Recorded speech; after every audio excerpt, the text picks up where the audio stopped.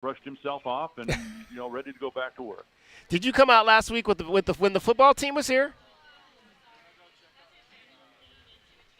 Oh yeah, out there I saw Buckaroo Brennan out there with his black, got his new black Stinson hat, and yeah, I was waiting for him to come out and kind of rope a couple of calves, but that didn't happen. Well, it's funny you mentioned that. I was going to ask you that question, Brian. If you had a hat or if you have a hat, are you a white hat or are you a black hat? White hat and kind of, I want to say, gray to tan cowboy boots. Oh, okay. Very nice. I'm very impressed. Did you grow up riding at all in Washington? Not really. I mean, I wasn't really around a lot of, not certainly the rodeo.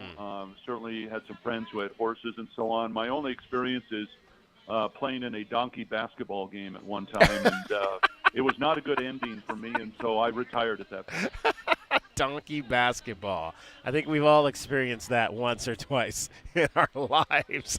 Brian Jeffries, the voice of the Arizona Wildcats, is our guest. U of A falling last night in a very good basketball game at McHale Center to the Washington State Cougars.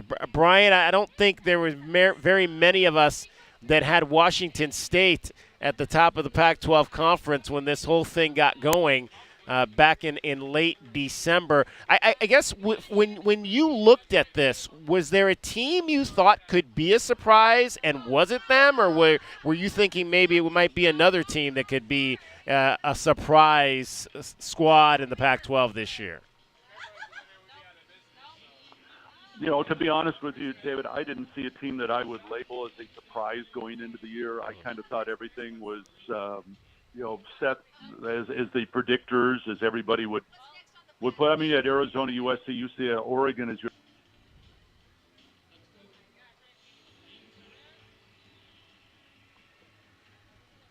Did we lose Brian, or did we lose me?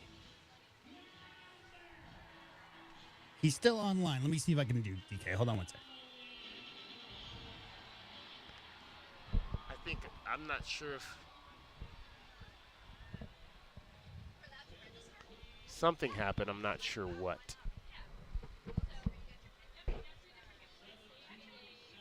You're still on, DK. Okay, so we are still here at the La Fiesta de los Vaqueros. I don't know that we still have Brian Jeffries on the line with us. We were talking about the Pac-12 and potential surprise teams to start the season, and whether or not the Washington State Cougars might have been one of those teams that we thought could be a team that might step up and surprise things, as they have, having taken over first place with their victory last night. Now, I mentioned that both of these teams will still play the Los Angeles schools coming up. The Wildcats, though, have to travel to take on the LA schools. The Cougars will get them at home. In fact, the Cougars' last road game in the Pac-12 will be tomorrow night in Tempe, and then they'll have 3 straight home games to end the season. They'll finish the year out with the Los Angeles schools next weekend, and then their final game will be against their rivals, the Washington Huskies, who the Arizona Wildcats will face tomorrow here in Tucson. And, of course, we'll have a preview. That's an early tip tomorrow. 12 o'clock noon will be tip time. Our coverage will begin at 8 o'clock here on Wildcats Radio 1290 with your countdown to tip-off show. So join us for that. It is awesome.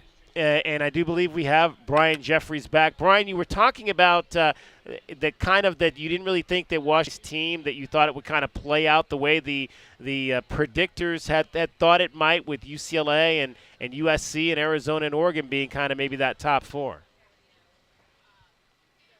Yeah, absolutely. And, after seeing the Cougars in person, and I think you've got to see them in person to recognize what they've got. And they've got size, and I think that's the thing that really jumped out to me. I mean, Jalen Wells, who had the game of his life last night, 6'8". Isaac Jones, 6'9". Robin Chanelu, 6'11", coming off the bench, played excellent off the bench last night. Yakimovsky is 6'8". Hinsu, 6'7". Oscar Clough is 6'11". And, Miles Rice is, the short guy at 6'3". And I tell you what, that type of size and the defense that they play makes them a very tough matchup. And the tempo they play at, I think, makes them a very tough matchup. And I think they're on their way to the NCAA tournament, and I wouldn't be surprised if they make a pretty deep run. If they stay healthy and play with the discipline and the tempo that they did last night, they've got a great chance to have one of the best seasons in school history.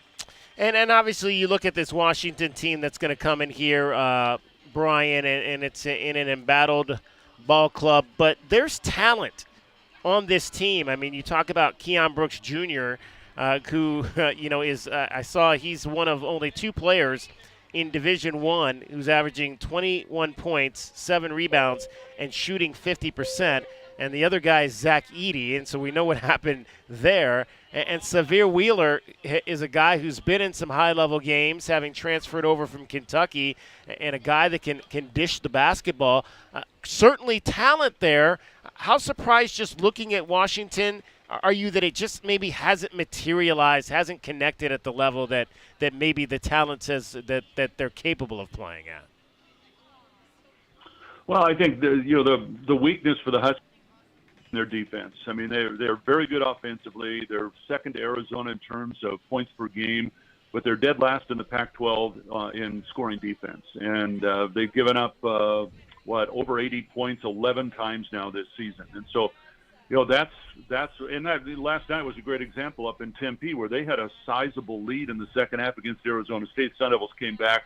Washington won it in overtime, but again, both teams over 80 points, including the overtime session. And so, Keon Brooks, tough matchup. We're just talking about size with Washington State. Brooks is 6'7", leading the league in scoring. I mean, he had 2 outstanding games against Arizona last year, and so that's just when you get a guy like that at 6'7" that can shoot over the top of you, it's a tough matchup. But Arizona's got to get this game at their pace, and I think they will be able to because Washington just, they're not a team like Washington State that wants to slow the game down. Now, does Mike Hopkins try and do that? I mean, we'll wait and see come tomorrow. But the Huskies are they'll get the ball up and down, and they can score some points. And so this might be a great test for the Wildcats defense come tomorrow. Brian Jeffries, the voice of the Wildcats, is our guest. Brian, I guess we've not been able to negotiate some of these last-second shot opportunities. We've talked about that. I just would like to maybe see, and I know a lot of these opportunities have gone to Caleb Love, and we know what Caleb Love can do. But I guess my question is, when you're in a regular season and you're looking for that guy potentially who can be that end-of-game go-to for you, do you want to try out other guys when you have situations like that back to back to back? We've seen it be Caleb. Should maybe Tommy look to, let's give Pella an opportunity at that. Maybe we saw Jaden Bradley make a big shot at the end of the Michigan State game early in the season. Maybe we give Jaden an opportunity late in the game, or do coaches just kind of maybe fall back to the guy they know maybe has the confidence in that situation to take that last shot? Well, David, I can't tell you what each scenario is there in terms of what the play that was drawn up or how they go into it. But I will say this, that Caleb is their first option for one of those late game situations. Now, does that mean that he is going to take the shot? And maybe you're saying that he has.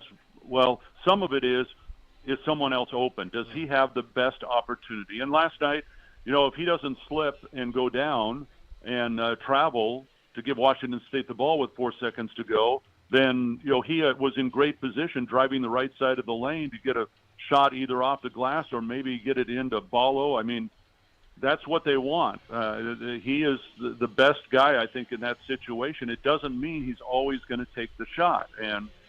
But I think he's so good at penetrating defenses. We know he can shoot from the outside, that it gives them different options there. And so I think I don't want it to get confused with they've drawn up the play strictly for Caleb. Yeah. Each one of these cases, that's not it at all. It's that they want him to have the ball situation and look for what is the best option, and it's either him or he's looking for somebody else. All right, Brian, it is the Wildcats and the Washington Huskies. Have a great call on Sunday. I'm sorry, Saturday. Saturday, ride 'em Cowboy. Right, Same thing. exactly. Brian Jeffries, the voice of the Wildcats, is always great to have him on the program as the sun is really starting to shine out here now at La Fiesta de los Vaqueros. They said it was going to be up into the mid-70s here today, and now that cloud cover I was talking about a little bit earlier has started to clear out, and the sun is shining very brightly here. So a great opportunity to get out here. There's about, I believe, not much left. I think they've got about another half an hour, maybe 45 minutes left of competition out here today. So if you're in the area, get on over here and check out some of what's going on in the arena.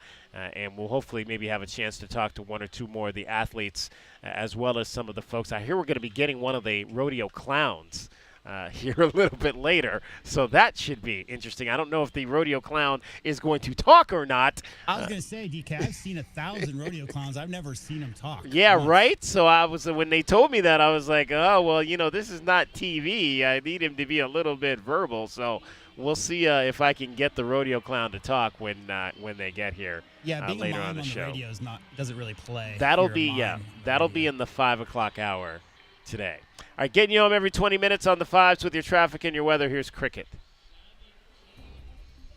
From the O'Reilly Chevrolet Traffic Center, it's Wildcats Radio 1290 traffic and weather together.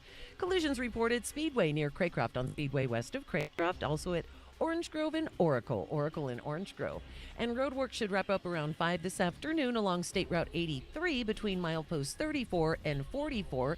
Expect a reduced speed limit and travel restrictions. And our weather, mostly clear skies, 48 the low, partly cloudy, our highs between about 80 and 85 this weekend and 72 now. I'm Cricket with your Wildcats Radio 1290 traffic and weather together. This report is sponsored by Wendy's. When you think Wendy's Biggie Bag, think your go-to meal deal. Because with your choice of JBC or crispy chicken sandwich, plus 4-piece nugs, junior fries, and a small soft drink, Biggie hits every time. So grab a Wendy's Biggie Bag today. U.S. price and participation may vary. Third-party delivery pricing may be higher. Sean Furrier for Jack Furrier Tire and Auto Care. Our beautiful Arizona winter weather brings cooler overnight temperatures, which means some of you are now seeing your vehicle's low pressure warning light. Colder overnight temperatures can lower your tire's pressure just enough to trigger a warning light. But don't worry, many times the solution is simply adding the correct amount of air to your tires. Then get back to enjoying the fantastic winter weather. If adding the air doesn't do the trick, stop by any of our 14 area Jack Furrier Tire and Auto Care locations for a free tire inspection and air pressure check. And if you need help with the low pressure warning light,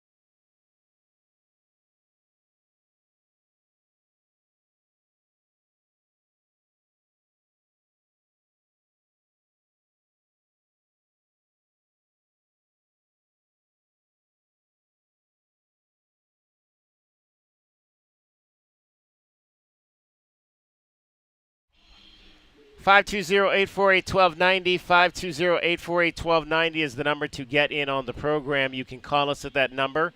You can text us at that number. Once again, we are out at the La Fiesta de los Vaqueros Tucson Rodeo. It is the second day of competition for this week. 6 days of competition total, as there was competition last Saturday and Sunday out here, and then 4 days of competition this week, beginning with yesterday's events and then today, Saturday and Sunday. So still plenty of opportunities to get out here and see some of these fabulous competitors here at the Tucson Rodeo, the 99th version of this event. We had a chance to speak with Brian Jeffries there earlier, and had a chance to also speak with Blaze Freeman, one of the folks who's competing in the saddle bronc competition in our first hour. We're going to be joined in the 4 o'clock hour by Derek Palmer, the voice of the Arizona women's basketball team. The ladies are on the road tonight up at number 3 Stanford.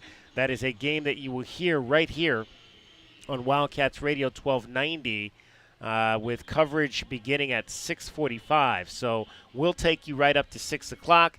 Derek Palmer will pick things up at 6:45 with that ball game tonight as the Wildcats look to try to get a split on this road trip to Stanford and Cal. Stanford tonight and then Cal on Sunday in a game that will start 1 o'clock. You'll hear both those games right here on Wildcats Radio 1290. J-Dub, we had a chance, obviously, to speak with Adia Barnes earlier this week, and did we get a chance to kind of get some of her comments, and maybe you can lead us into what we're going to hear from Adia. We did, actually. She mentioned the Stanford matchup and says that they've played against quite a few Princeton offenses since then. She feels more comfortable. And also, you had some follow-up questions about Isis Bay's performance and whether or not she was expecting more offense from her. And these are Adia Barnes' comments from earlier this week in the press conference. Everybody has those games where they have lulls, but, Stanford's just so good. And, Tara's such a great coach, they just get better and better. But, we know how good Cameron Brink is. We know how good Kiki is. We know how good Hannah Jump is. So we're very familiar with them. Doesn't make it easier, but I think the benefit for us is we've played a lot of Princeton offense since then. I think before then, because they beat us on a lot of simple things, I feel like we're not getting beat as much on now because we've played now 7 more games where people have ran similar stuff. It's just with a little different people. Cameron Brink wasn't in that equation, but then there was talented players in those situations. So I think just guarding their stuff we're a little bit better. But I think we have to be able to play better, and we have to be able to guard their posts a lot better, which I think we're playing better defense now. But if not, it's hard. And we didn't guard them. We got in foul trouble, and they just really manhandled us. So I don't think that will happen now. Did anything that Isis did this weekend surprise you, or did you think she could be that type of player? She must ate her Wheaties. Is Wheaties a thing still? No, it did surprise me, but I think it surprised her. It didn't surprise me, she capable of scoring. No, that doesn't surprise me. But the confidence to look for your shot and to, take advantage of, me calling plays. Because a lot of times I call those plays and she'd pass it out. And I think just doing some skill with her last week, talking to her about when she catches here and she's one-on-one, be a threat. And I think then she got the confidence on Friday. I think it carried over. So did I think she's going to have 29 points to be 10 for 11? No. I don't think she thought that. Yeah, but did I think she's capable of stepping up when as Mary's not 100% and giving us 10, 12? Yeah, she's very capable. But there's confidence. There's flow of the game. She just was really in a good place from Friday and just felt good. 3 for 3 from 3. I told her, you're still not going to be sitting there shooting threes. We joke about it. But she's just in a good place. It's the end of the season for her. She could potentially be done with college basketball. Hopefully she won't be, but that's a choice. We don't talk about that a lot now. But I think it's just her wanting to do her best at the end. And her father came, which is really meaningful for her. He comes to stuff, but showed up. I think that she's just in a really good place. So I expect her maybe not to have 29 for the rest of the year, but I expect her to now contribute and she can give us 10 points. I think she will, because she's just in a good place and she's confident. And so much of our game is mental. That was Adia Barnes, the head coach of the Arizona women's basketball team, talking about Isis Bay, who had an outstanding weekend last weekend for the ladies in their sweep of the Washington schools. She put up 11 points in the win over Washington State last Friday night, and a career-high 29 in the triple overtime victory against the Washington Huskies on Sunday. Somebody definitely, if you could get consistent production out of her, that's a huge boost to the Wildcats as they head down the final portion of their regular season. Just 4 games left to go for the ladies. They'll be up in the Bay Area this weekend, and then they will end their regular season at home next weekend against the Los Angeles schools before heading out to Las Vegas and the Pac-12 tournament starting on March the 6th. So 3 games, 3 of their last 4 games for Arizona against ranked opponents. DK, we also have some thoughts from Isis Bay, who was the player made available this week during the press conferences. She talked about her defense and how it's all really about effort. And then a guy named David Kelly asked her, how does it feel to score so many points since it hasn't been a minute, since that's not something that she's really known for? I feel like defense is something that I'll always be consistent with. Like, that's just effort, I feel like. And then offense, like, if you're having a good night, like, it just comes to you naturally, I feel like.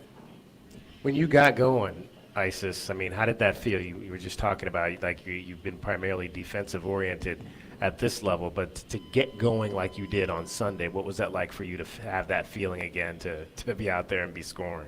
It felt good because I feel like I've been really passive offensively in my college career, so it felt good to just do what I used to do in high school. Did you think people were surprised to see you, step behind the arc and knock down jumpers? Yeah, definitely, because I haven't really, consistently shot threes since high school. So, in college, I really only have, 1 3-point make a year. So, yeah, I think it wasn't on the scouting report for sure. How would you describe your journey? I mean, 4 schools, ending up here, the road that it's taken to get to this point in your career. I'm someone who thinks everything happens for a reason. And so, I feel like everything I've been through, was so that I could be here with this team. And so I think it was all worth it. Yeah, it's been an interesting journey for Isis Bay. I mean, she came out of high school, Murray High School in the Salt Lake area, started her career at UNLV back during the COVID-19 20 season, then transferred to Salt Lake Community College, then went to West Virginia and only played 1 season there. She redshirted as a junior in 21-22, then played in 27 games last year before finding a home in Tucson as to finish out her career. And just a great performance. Her dad was there. Her dad and her brother drove I think some 11 to 12 hours down from Utah last weekend to see that game, to see her play. And for her to put on that type of performance with a career-high 29 points, really impressive, really impressive. Again, she scored 40 points in the last 2 games, averaging just 5 points on the season. So, and that's a nice drive. Yeah, she's made 15. She went 10 of 11 in the game against Washington. She's made 15 of her last 21 shots from the floor. So if you could get that type of consistency, or maybe not to the level of 29 points, but like Adia said, man, if you can get 10 to 15 out of her going down the stretch, the Wildcats might just have a chance to. They really need to split each of these last 2 series. They need to split this weekend. Not many people are going to give them an opportunity to beat Stanford tonight. That's a tough road to hoe in any year, and especially in a year for the Wildcats when they're down, and rebuilding with primarily playing 3 freshmen in their lineup. But you got to go in on Sunday and beat California, and then you got to try to steal one of those 2 games next weekend against the ranked LA schools. If you could finish that out and then maybe go and split, get that first win in Las Vegas, that would essentially be going 3-3 over the last 6 ball games with a win over a ranked team, and that you win today, I think that's even though Cal is not a ranked team, that would still be a good net win for them, a quad one win for them if they get the win on Sunday. That would be a pretty good resume builder to put them potentially in a position to make that fourth consecutive NCAA tournament. Yeah, they're currently 42nd in net rankings. So definitely got a couple of games coming up, as you said, DK, on the horizon, that if they take care of business, they're certainly right there, right there on the bubble, if not in the tournament. It'll be fun to watch. It'll be fun to watch. And we will be, we're going to be in Las Vegas, in case we have not told you about that yet. We will be in Las Vegas for both the men's and the women's Pac-12 tournaments coming up. I haven't quite figured out exactly if we're staying the entire 2-week fortnight. May come back in between, but definitely going to be there for the ladies tournament, which starts March the 6th, and then the fellas, who will likely get going on March the 14th, because they won't play the first night. The Wildcats are definitely going to be in that, unless things absolutely fall apart down the stretch. We anticipate that the Wildcats, the men, will be in one of those top 4 seeds to get a bye.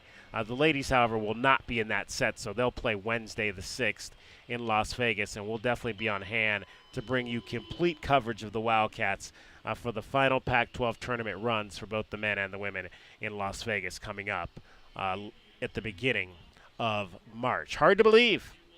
Next, is it next Friday? Next Friday we're in March, I believe.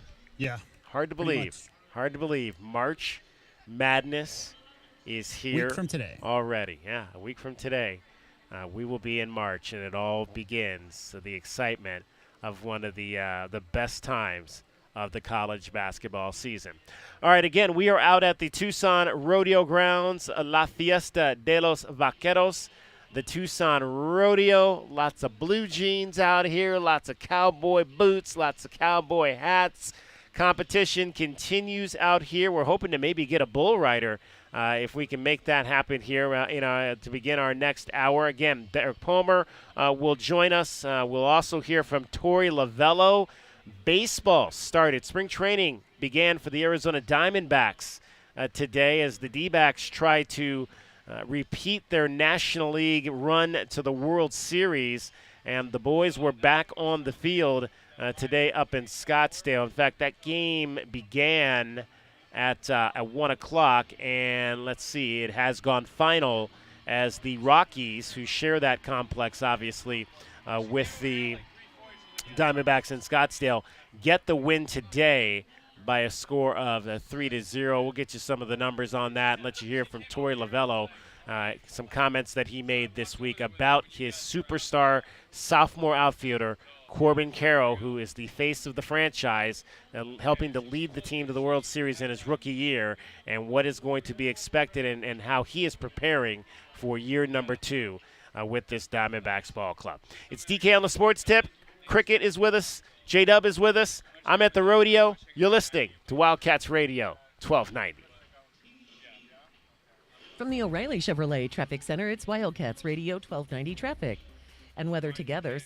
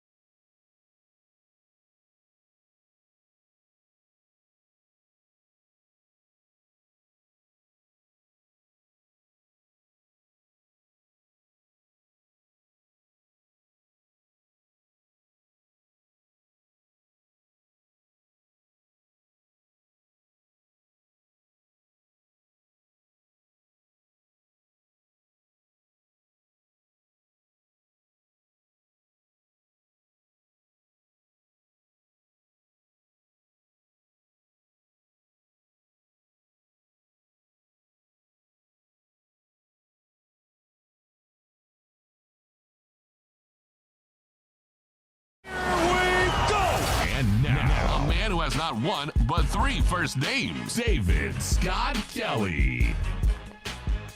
Coming to you live from the La Fiesta de los Vaqueros Tucson Rodeo on a sun-splashed day here in southern Arizona. My name is David Kelly. It's DK on the Sports Tip. I must admit, I have been here in Tucson for, it'll be 17 years this summer. So this will have been probably if you start the 2009 would have been the first rodeo that I lived here for. This is the first time I've been out here. So I'm not really a cowboy, but yeah, it's good to finally. You could have fooled me, DK. Yeah. I'm looking at your hat. You look like a cowboy to me. Yeah, it's a nice kudos to Pork Chop for hooking me up with this Jason Aldean special. I might have to go and put some Jason Aldean on my Spotify tonight and get a little bit more in the mood for the weekend. But it is just a beautiful day out here. Folks are walking around. There's lots of vendors out here, all kinds of cowboy hats and those wool pullovers that folks wear. A little bit warm for one of those, but I know there's been some times that we've been out here that the rodeo has been going on where that one of those wool pullovers would come in real handy. But I mean, not this year. I mean, absolutely beautiful weather for this event. Absolutely beautiful weather for the start of spring training. J-Dub, did you dust off that Diamondbacks download? We need to get back in the mood for our National League champions who were on the field today. I don't have it handy, but okay. I can find it. All right. Well, I'll start talking about it a little bit later. I'll give you some time because we are going to have another guest here rolling up with us shortly. And I had a chance to talk to one of the Saddle Bronc riders a little bit earlier. And we're going to have another young man saddle up in here. See, I'm going to just throw out all the terms. Oh, we got a bunch of folks, it looks like, that are coming right now. How we doing, young man? Pretty good. How about you? Okay, and what's your name? Hunter Boydston. Hunter. How do you spell that, Hunter? Boydson. DSTON. T-O-N. Boyston. Yes, sir. All right. Where you from, Hunter? Grover, Colorado. Grover. Now, where is Grover, Colorado at? It'd be 45 minutes from Cheyenne. Cheyenne. Okay, so you're up by the border there. Yes, sir. And what's your event down here this weekend? I ride bulls. You ride bulls. Now, Hunter, you competed out here. Just got done competing? Yes, sir. Okay, so how'd you do today? 7.56. Not a full time, but shoot, I started him and he was a good bull. He did everything he did. I just didn't get my job done today, but we'll go back at him next week. Okay, so 7.56. What are you looking for in the time? With bull riding, it's an 8-second. Okay. If you make 8 seconds, that's a full time.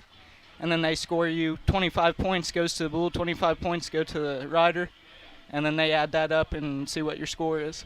So 8 seconds, you got to try to stay on for 8 seconds in order to be able to get the points necessary to advance. Yes, sir. Outstanding. So now you said points go to the bull. I don't know. Maybe a lot of people kind of understand that aspect of it. How does that work exactly? So basically, bull riding is like, say you and your wife per se go to the dance, right? Yeah. So she'd get a score and you'd get a score. Ah, right. Yes, sir. So same way, my dancing partner, he gets his score and I get my score for tracking him and my finesse and keeping it tight and making sure my moves are crisp and staying in the middle. So now I was talking to one of the Saddle Bronc guys, Blaze, a little bit earlier. So now, but obviously, is this your bull? So you're familiar with this bull or no? I got on him in Santa Rosa and rode him for like 83, I think it was. And I saw him in the draw today, and I knew he'd be pretty good today too. Okay, so that's a little bit different than when I was with the Saddle Bronc, who he said, yeah, I saw my horse like 5 minutes beforehand. But you have a little bit more familiarity with the bull that you're riding. So how do you try to gauge then how he's going to react, and how do you want to try to stay on for those 8 seconds? We have a saying. It's called jump for jump. And you just stay jump for jump. Every jump is different. Every bull is different, and they never come out the same. So you might as well just ride it like you would every other bull, and keep your hammer cocked. Keep your hammer caught. What does that mean now? That means you're ready to fire. Hunter Boyston joining us from Grover, Colorado. He rides bulls. When was the first time you thought rodeo would be something you might want to try with your life? My dad rodeoed for 15 years, pro rodeoed. Okay. And I kind of grew up around it, and then, man, one day it just clicked, and I said, you know what, I'm crazy enough to do it. So when you're growing up, what are you doing like with your dad? Were you helping him out? How did you kind of stay in tune with Dad and what he was doing and kind of help along the way? Yes, sir. Man, like he'd get home from rodeos and stuff, and I wasn't young enough to go with him. I was just small and with Mom. And so I grew up ranching with him and listening to every rodeo story and just hearing about everything. Man, I just wanted to be a fly on the wall, so here I am. So you grew up on a ranch. What was that life like? What kind of ranch did you guys have, and what were some of the things that you did growing up on it? We raised beef cattle. It's a pretty old school ranch. We still rope and doctor and all that. Now my grandparents are getting older, so most of that is down to the grandkids and their kids. So. And so how old were you when you went to your first rodeo? Shoot, man, I wasn't even out of diapers before I went to my first rodeo. Well, I'll rephrase that. What do you remember? What's the first rodeo you remember or have like vivid memories about being out there and the things you were seeing? One of my favorite memories from when I was a little kid is going and getting on mutton busting. Ah, yeah. In Greeley for the Stampede, and man, I made it out there a ways and won myself a pair of boots, and I was stuck. Yeah, that's so fun. What are some of the things that kids would want to get out of that? But a pair of boots was probably a pretty kind of cool thing when you could go out there, stay do the mutton bus, and then you go to school the next day, and everybody's like wondering where'd you get them fancy boots from, right? Oh, heck yeah. And shoot, I came to school the next day and had my picture with the rodeo queen, showing it off to everybody. I was a happy man.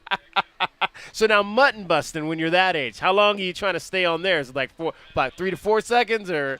Usually they have it around 6 seconds. 6 seconds, and okay. Then like they even have bigger than that. I mean, they've got mini bulls, and usually they're about 6 seconds. Okay, so then you kind of get the idea that, like you said, you're crazy enough to do this. What was that training process like leading up to your first real competition? Man, like there's a couple people around where I live that they put on some really, really good youth rodeos and youth bull ridings, Waco Rodeo. And they started me off. I started getting on their bulls, and they got me to a point where I said, you know what, it's time to go to the next level. Let's go pro. And since then, I've been hammered down on the road. All right, so what's the best? You've won a few of these competitions? Yes, sir. Yeah? How many wins do you have under your belt? I think I had like 3 or 4 last year.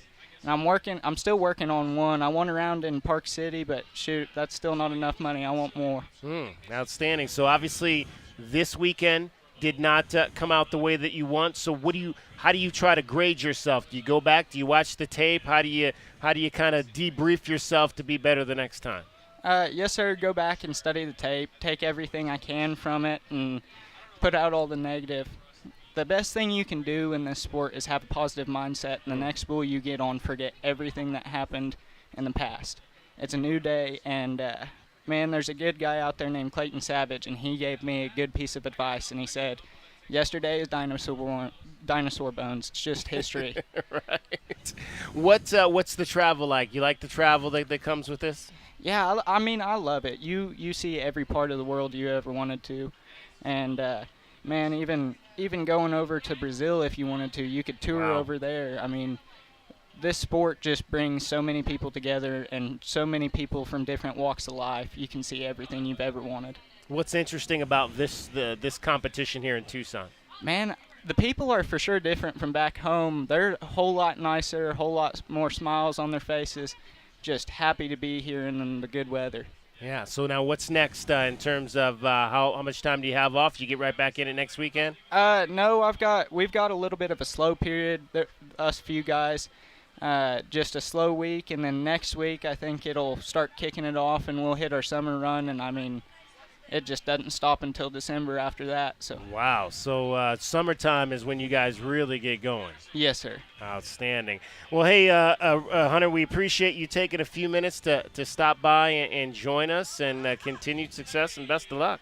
Thank you. Appreciate it. Hunter Boyston, riding bulls from Grover, Colorado. Appreciate him stopping by, and unfortunately did not make the finals here for the weekend, but I'm sure that we'll be hearing from him as we move down the line. And it appears that the competition for the day has ended. Folks are starting to file out here at the Tucson Rodeo Fairgrounds. It's pretty quick. It started right around 2 o'clock and done around 4:12. So that's about the length of an average college basketball game. J-Dub, get in, see a couple of hours of competition, and get right out. Yeah, and I mean, I think the weather out there at the rodeo probably a little better than last night at 10 p.m. in McHale. Yeah, that's the good thing, I guess, about it. Unless that you can root for individuals, you leave here probably still feeling pretty good, unless maybe your favorite Cowboy or Cowgirl didn't perform up to your expectations. But what I want to know is how many fans are out there rooting for the Bulls? Yeah, well, I didn't know the Bulls get their own points. That's kind of cool to find out, right? I knew they were graded because obviously the sport being how long can you stay on. So the Bulls that can, knock more riders off more regularly, I think those are the ones that you get the most points off of. I'm not super familiar with it, but that's how I always figured it worked. Yeah. 520-848-1290 is there for you to get in on the program. 520-848-1290. I wanted to get into a little bit of what happened with the Diamondbacks today before we get to Derek Palmer, who's going to be coming up for you a little bit later in this hour. I mentioned that the Diamondbacks lost their game to the Rockies by a score of 3-0. So essentially what Torey Lovello was at least doing the first couple of days out, he played his primary regular infielders today, and he didn't play really any of the primary outfielders, but he's going to play those guys tomorrow. So it was guys like Ketel Marte was in the lineup today.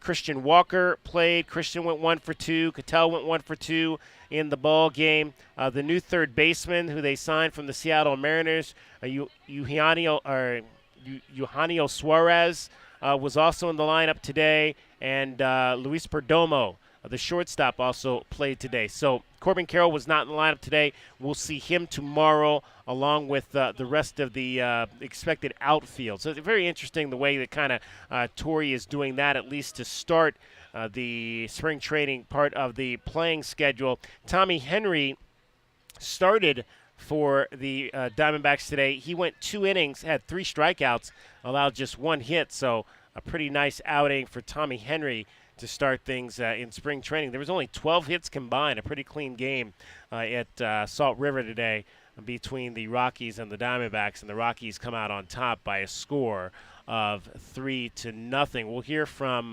Torey Lovello coming up a little bit later in the program. We'll let you hear some of what he had to say. Hopefully we'll get a chance to get to that. We will have some other guests coming up with us here as the rodeo winds down in the 5 o'clock hour. But we'll let you hear from Torey Lovello kind of on Corbin Carroll, who is expected to be, he is the face of the franchise and is going to be expected to be a primary player in his second year in this lineup. All right, also coming up at the 5 o'clock hour, Cricket will rejoin us. She's got more to tell you about what is happening here in southern Arizona this weekend, including this fabulous event out here at the rodeo grounds. Cricket, though, right now is getting you home every 20 minutes on the 5s with your traffic and your weather. From the O'Reilly Chevrolet Traffic Center, it's Wildcats Radio 1290 traffic. Grant Road east of Mountain at Grant and Highland for a collision. Also a crash on Pantano right between Broadway and Speedway Boulevard. Some busy traffic near Irvington and 6th Avenue. Most likely busy in that area through Sunday due to the rodeo. 48 and clear overnight, partly cloudy, highs between about 80 and 85 this weekend, and 72 now. I'm Cricket with your Wildcats Radio 1290 traffic and weather together. This report is sponsored by eBay Motors. eBay Motors is here for the ride with the parts you need for the prices you want. And with eBay Guaranteed Fit, it's guaranteed to fit your ride the first time, every time, or your money back. Keep your ride or die alive at ebaymotors.com. Eligible items only. Exclusions apply. What makes 1290 different than any other radio station in Tucson? 1290 is the home of the Arizona Wildcats, the NFL, and the Super Bowl. Winner! This is Wildcats Radio 1290. Welcome to Love Those Savings, brought to you by O'Reilly Chevrolet. Let's meet our contestants. Contestant number 1 is Equinox. Contestant 2 is Silverado. And our newest contestant number 3, he's T-Railblazer. They're all so good looking and affordable. I can't believe I can only take one of them home. Check us out at O'Reilly.com. Call us at 747-8000 or love those savings in person on Broadway next to Park Place Mall. Find new roads at O'Reilly Chevrolet. O'Reilly Chevrolet. Attention basketball fans, Wildcats Radio 1290 and Coors Light want to send you to the men's basketball tournament in Las Vegas. We're hooking you up with 2 all-session passes for the tournament, plus $1,000 to cover travel plans, a few nights in a Vegas hotel, and maybe a little extra to spend however you want. If you want to win, check out WildcatsRadio1290.com and sign up. Get all the details and official contest rules at WildcatsRadio1290.com. Good luck from Coors Light and Wildcats Radio 1290. Get the backyard you've always wanted with a custom pool from First Choice Pools. A backyard oasis built around you. First Choice is a full-service builder of beautiful in-ground pools and backyard designs for years of staycations. If you're ready to dive in, then visit TucsonPoolBuilder.com. Schedule now and get 3 months of full service free. First Choice Pools for installs, renovation, remodeling, and repair. Get started today at TucsonPoolBuilders.com. First Choice Pools, the first and only choice. Texting privacy policy and terms and conditions posted at textplan.us. Texting rules for recurring automated text marketing messages. Message data rates may apply. Reply stop, opt out. Minimum purchase required. Interest accrues from date of purchase but is waived if paid within promotional period. Go to windowappointmentnow.com for full offer details. Attention all homeowners. Do you know when to replace your windows? Feeling too hot or cold? Fog between the glass? Spending too much on expensive energy that literally goes out the window? It's definitely time to replace. If you've put off replacing windows in your home because it's too expensive,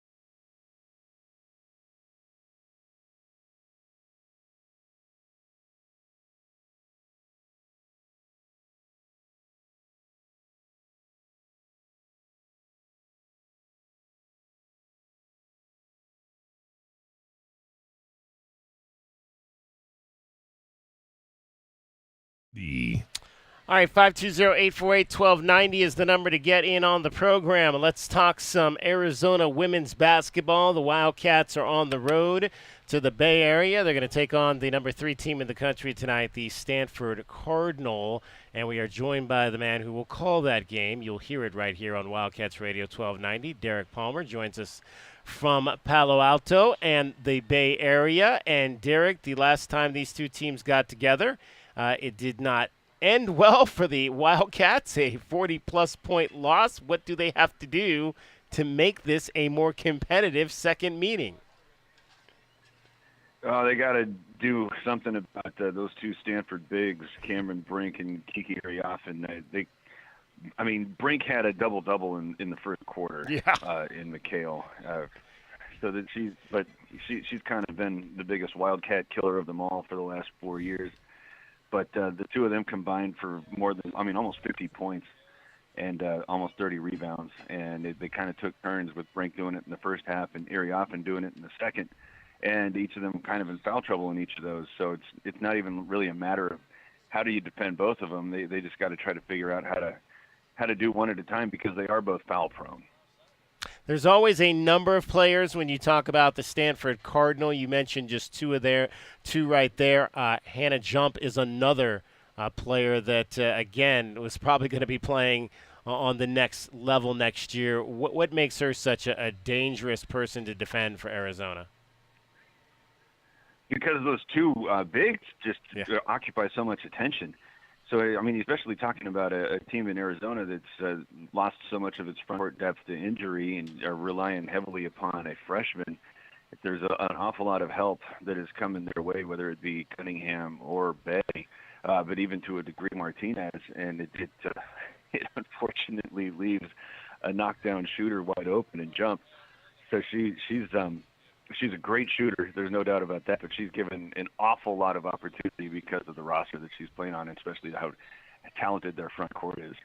We talked about, obviously, with Brian Jeffries a lot this year, Derek, the final go-around of the Pac-12 Conference. Obviously, this will be the last time, likely in a while, that the Wildcats play at Palo Alto. This is a place you have been a number of times. They have been the premier program in this conference for a number of years. These two teams obviously played in a national championship game 3 years ago. What are going to be some of your memories of Arizona versus Stanford? Oh, a lot of beatings, that's for sure. But when you beat them, it's monumental, right? Oh yeah. Well, no, and you know, unfortunately, the one game that was a loss. Well, there's two, I guess, two losses that'll really stick out. The first, of course, the national championship game that was just a one possession affair, as we've talked a lot about those this year. But that stage that so close to bringing home all of the accolades as they are, and prior to that in 2019, they had fallen down by quite a few. I want to say there's a second half deficit somewhere in the neighborhood of 15, and just spent the fourth quarter just clawing back, and Ari McDonald had a last second three that was just an inch or two away from securing an upset that would have put that team in the NCAA tournament that eventually won the NIT. So, while there are many humbling outcomes, there have been some very close ones. And so I think I've called two Stanford wins over the years. Those two losses, of course, stick out just because of where the team was and what was at stake, either an NCAA tournament bid or a national championship. Derek Palmer joining us. He is the voice of Arizona women's basketball. The ladies will take on the Stanford Cardinal tonight, the number 3 Cardinal, in a game you'll hear right here on Wildcats Radio 1290. Coverage beginning at 5 with tip-off just after. Hey, had herself quite the weekend last weekend, Derek. We had not seen that type of scoring output from her, but apparently she had it in her. She talked this week about how she was she scored a lot in high school, but had kind of just become a defensive player. Did you anticipate that was going to be a situation where eventually we might see her get an opportunity to show herself at the offensive end of the floor? Not necessarily, or at least not in that volume. She hadn't necessarily really been an option that was going to be given that many looks. So it's really a huge credit to her that when she was given them, she was able to take advantage like she did. But I mean, especially the Washington State game, which you look at Washington, that was kind of an advantageous matchup for her, especially when their big got into foul trouble. Not necessarily that, of course, she was going to score 30. But, I mean, she had a little bit of a greater advantage in that one than she did at Washington State, but she was able to score 11, which was a season high at the time, against a team that has some big bodies that you would have thought would have been able to push back against a little bit more. But even more than that, I mean, she knocked down 3 3-pointers. Prior to that, was 0 for 5 on the season. And just to get an idea about the level of confidence that she was shooting with last weekend, and it's definitely something that the Cats are going to need today, but definitely on Sunday as well.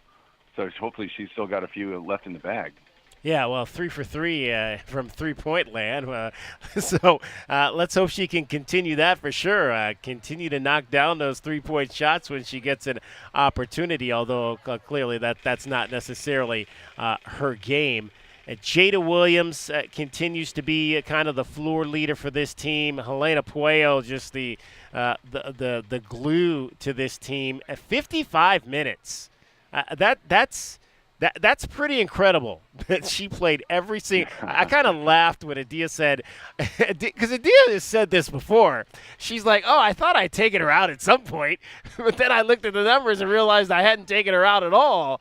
I mean, to play 55 minutes at a game, boy, that's pretty impressive for that fifth-year senior, Helena Puello. I went into breaks at the end of the first and second overtime saying, I need to catch my breath. And all I was doing was watching it. Right. You know? I remember when you said that. I remember hearing that. Well, then, she was, because it's not just the 55 minutes that she played. She does so much on the defensive end and is so active on that end. And I think in the fourth quarter at one point, her shooting numbers were low-ish. I think you could call them, but she was looking for her shots. So it was a good thing in that regard. But the way that she played the last 15 minutes or those 3 overtime periods on the offensive side while continuing to do everything that she did on the defensive side, having already logged an entire basketball game, you know? So the points that she was scoring were amazing. But I continue to go back to the blocked shot that she had at the end of the first overtime period that essentially saved the game. She hit the 3 and then was able to reject the layup on the other end. Again, just to illustrate all the energy that she's putting out there, because she had to bolt 75 feet to secure the tie, you know? So it was a game for the ages. All right, Derek, I know you're all schooled on net and all of that kind of thing. So here's what I said. I said I think I'm categorizing the remainder of this regular season in Pac-12 as 6 games, of which you got to win 3, and that's essentially splitting in all 3 places. You split this weekend, you split next weekend, you split in Las Vegas. Does 3-3 get them in? So I would be surprised if that was not enough, but I'm also frequently surprised. So right now I think the net is 42. Yeah. Which is good enough for sure. If they split, then they're still 2 games over 500. So then you're really hopeful that the Pac-12's reputation has spread from coast to coast, which I continue to be surprised in that it doesn't seem that's necessarily the case. So with that having been said, I think the most important game that remains on the schedule is still Sunday at Cal, because again, assuming the absolute worst about everybody involved, if Arizona was to win today, for example, but then turn around and lose at Cal, you're providing the bad loss. Yeah. Which is not to say that if they beat Cal and then win a game in the Pac-12 tournament, that's going to be enough. I definitely think that they have to win at least one of these last 3 games against top 10 teams. But they're playing so well, and they played UCLA so closely. And then the game against USC, it always kind of seems as if they run out a little bit of gas in the second part of the weekend, which a lot of people seem to think that the USC game on Thursday is what it's going to be, is a better matchup too. So there's a lot of ways to go about looking at this, but it just seems as if they got to beat Cal. I don't want to let anybody have any potential negative mark that they can put on the resume at this point in the season, and then get just one of these top 3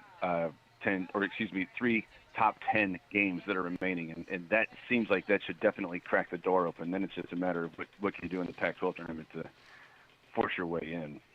Derek Palmer, the voice of Arizona women's basketball, is our guest. Derek, we are at the La Fiesta de los Vaqueros Tucson Rodeo today. Do you rodeo, Derek? No, but I live by people who have horses. Does that count?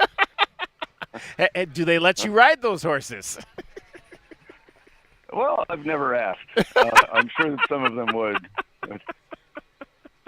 Have you ever been on a horse, Derek?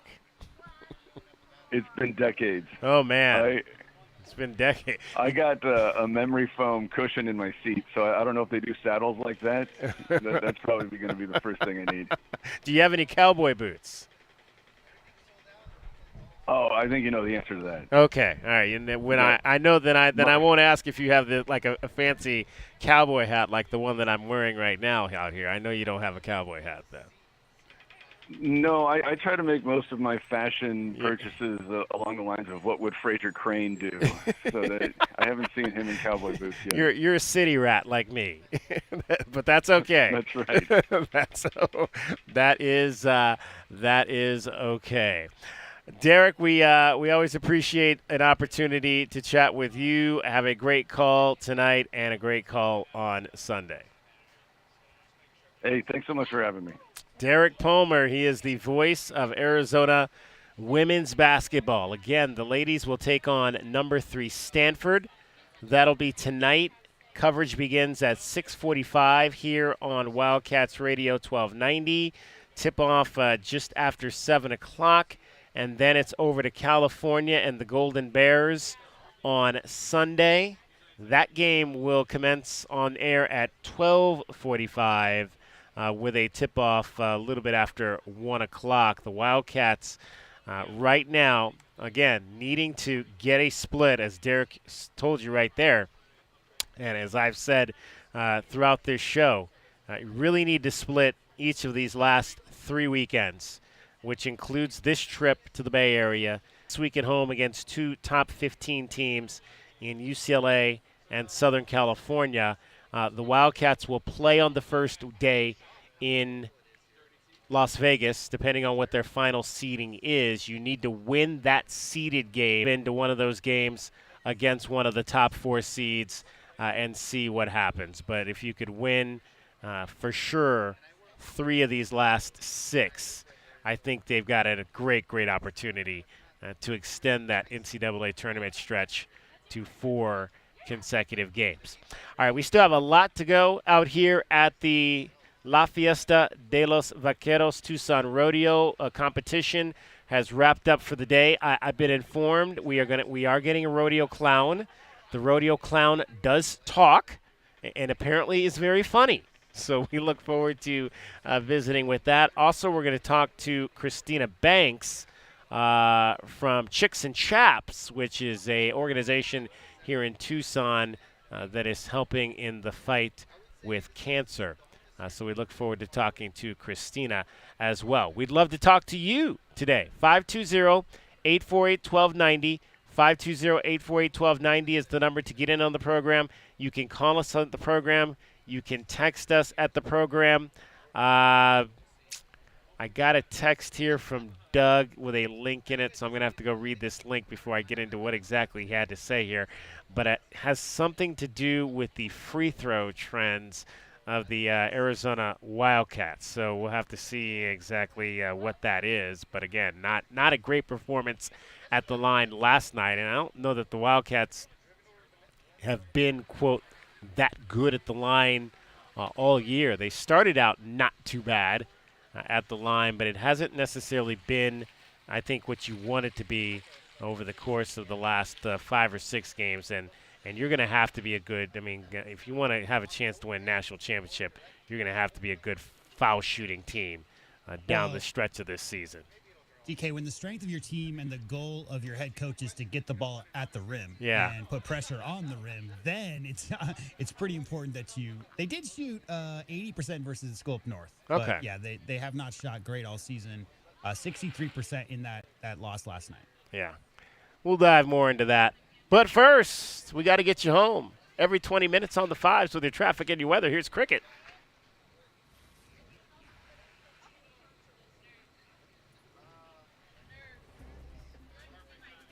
From the O'Reilly Chevrolet Traffic Center, it's Wildcats Radio 1290 traffic. With some slowdowns northbound 6th Avenue at I-10, more busy traffic, Irvington and 6th Avenue near the Tucson Hello. Rodeo. And traffic's picking up near Ahaway and Mission. Collisions reported at La Cañada and River Road and also Thornydale and Costco.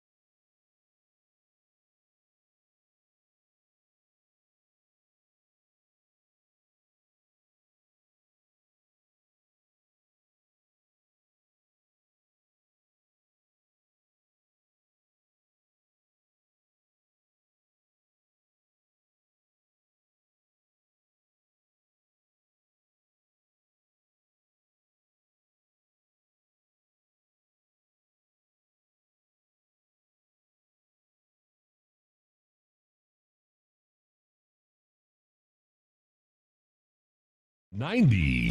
All right, let's continue out here at the La Fiesta de los Vaqueros Tucson Rodeo. That sun is starting to set, and we are getting a large splash of that. I got to make us look a little bit better here. Christina Garza joins me now. She is with Chicks and Chaps. It is a organization that partners with the Tucson Rodeo in the fight against breast cancer.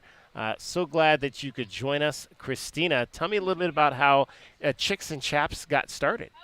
So we got started in Montana, and we have 12 chapters now, with us being the second highest earning funds for our local breast cancer patients and families. So that's how they started. So now, are you guys specifically just working with rodeo organizations or rodeos that come to specific towns, or how does that aspect of it? So in Tucson, we're basically at the Tucson Rodeo every year, in Section A, and we earn funds for the cancer people going through cancer and their families, and that stays in southern Arizona, so it does not leave at all. So now, it doesn't necessarily have to be rodeo people that are dealing with breast cancer. It can be anyone. Anybody, anything that insurances do not cover, like wigs, gas vouchers. They do massages. They do everything to make these women feel like they're not alone when they're going through this battle. And are there some of the women who are affected by breast cancer? Are they out here this weekend? Do they come out to the rodeo? We do. We do have guest speakers in our fashion show, and they do get up and they do talk about their story. They wear some apparel from Boot Barn, and we visit with them, we get to know their story, and then they stay after and they get in the back of the truck and they do the ride around the arena, and we decorate the trucks pink, and we make them feel special because they've battled cancer. And we do have men come out too that do have breast cancer as well. So now the fashion show, that was this weekend, or? It was the first Sunday of the rodeo every year. Oh, wow. Okay, and where was that event held at? The Coors Barn. Nice, very nice. And how many people are involved with that, and what are some of the fashions that are modeled every year? So many wonderful volunteers, so many board members, so many sponsors. It is just amazing the outpour of sponsorship we have and donations for our silent auction, our in-person auction, even to our luncheon by Texas Roadhouse. They provide the food for our guests and all our volunteers. Now, you're from Southern Arizona? Yes, I am. Outstanding. And how long have you been involved with this organization? I started as a volunteer in 2013, and now I'm a board member for 3 years. Outstanding. It's got a very cowboy feel to it, Chicks and Chaps. Where did that name come from? That came from Montana. Okay. So when they started in Montana, we followed in the other 12 chapters, and we get really involved with the rodeo. We have clinics, and when we have the people come in the morning, we have cowboys, cowgirls come out and talk to them about what they do in the rodeo. Now, do you ride? I do. Not in this rodeo, but I ride at home. How many horses do you have? I have 3 right now, and bringing in another Mustang.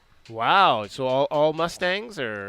2 Mustangs and 2 quarter horses. Okay. So do you have a farm out here in Southern Arizona, or where do you house your horses at? They're at our home. Okay. We do 4-H. We have goat, cattle, all that stuff. Nice. Outstanding. Yeah. And you got a pretty fancy hat. Tell me about your hat. Looks a lot nicer. I'm gonna let the folks kind of see this hat that she's got here. Tell me about this hat here you've got. That's a nice one right there. It's a Charlie 1, and it's something that can keep you cool if it rains like it did last year, but if it's not, it's kind of hot. It really is. I mean, how about this weather? I mean, I know that there have been some years where the weather has not cooperated, but you guys could not have asked for a better weekend out here this year. Absolutely. Beautiful, beautiful weather for everybody to enjoy. So, like, if folks want to come out this weekend, where can they find you? Where are you guys going to be? How can they get involved with if they want to donate? So we are in Section A under the grandstands, And just look for the fancy jackets here. You guys got Yes. these fancy black and pink coats going on here. We're all pinked out there. You will not miss us. Come see our pink horseshoes, our merchandise, donations, our raffle. We have a couple raffles going on till the last day of the rodeo, and just awareness of pamphlets and how many people actually in Arizona, 1 out of 8 will be diagnosed or know somebody diagnosed with breast cancer. Now, you mentioned the fashion show that you guys had here. Are there other fundraising events that you have throughout the year? We're looking into doing more this year, maybe a ride in October, something in between to not let people forget about us and what we do. So now if people want to, I rode some horses up in Flagstaff one time when the wife and I went up there. But if people want to ride horses down here, where are the best places to do that?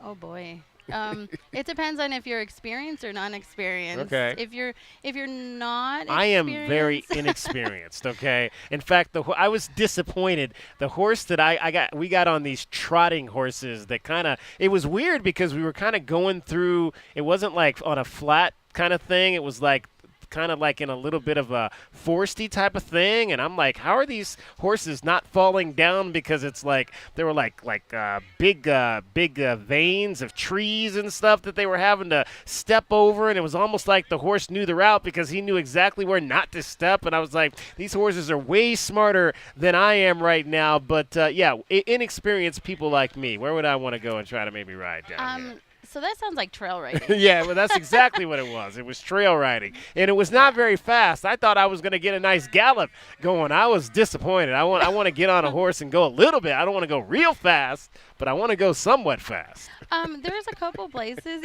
like local ranches like Wild Stallion. You have horsemanships like Lanny Leach. You have a lot of places out there, a lot of the older generation that is going to teach you the right way to ride horses, the safety of horses, because that's very important. So there is a lot of opportunity, especially in Arizona, in Tucson. Mm-hmm. Outstanding. And who you got a young lady here with you? Who's this young lady you got over there? That's Diane Storms. That is the coordinator for the fashion show. Oh, okay. So she is the one that meets all these lovely ladies that have battled cancer in one way or another. And, we did have a guest speaker this year that has had cancer for 10 years, and she's still battling it every day.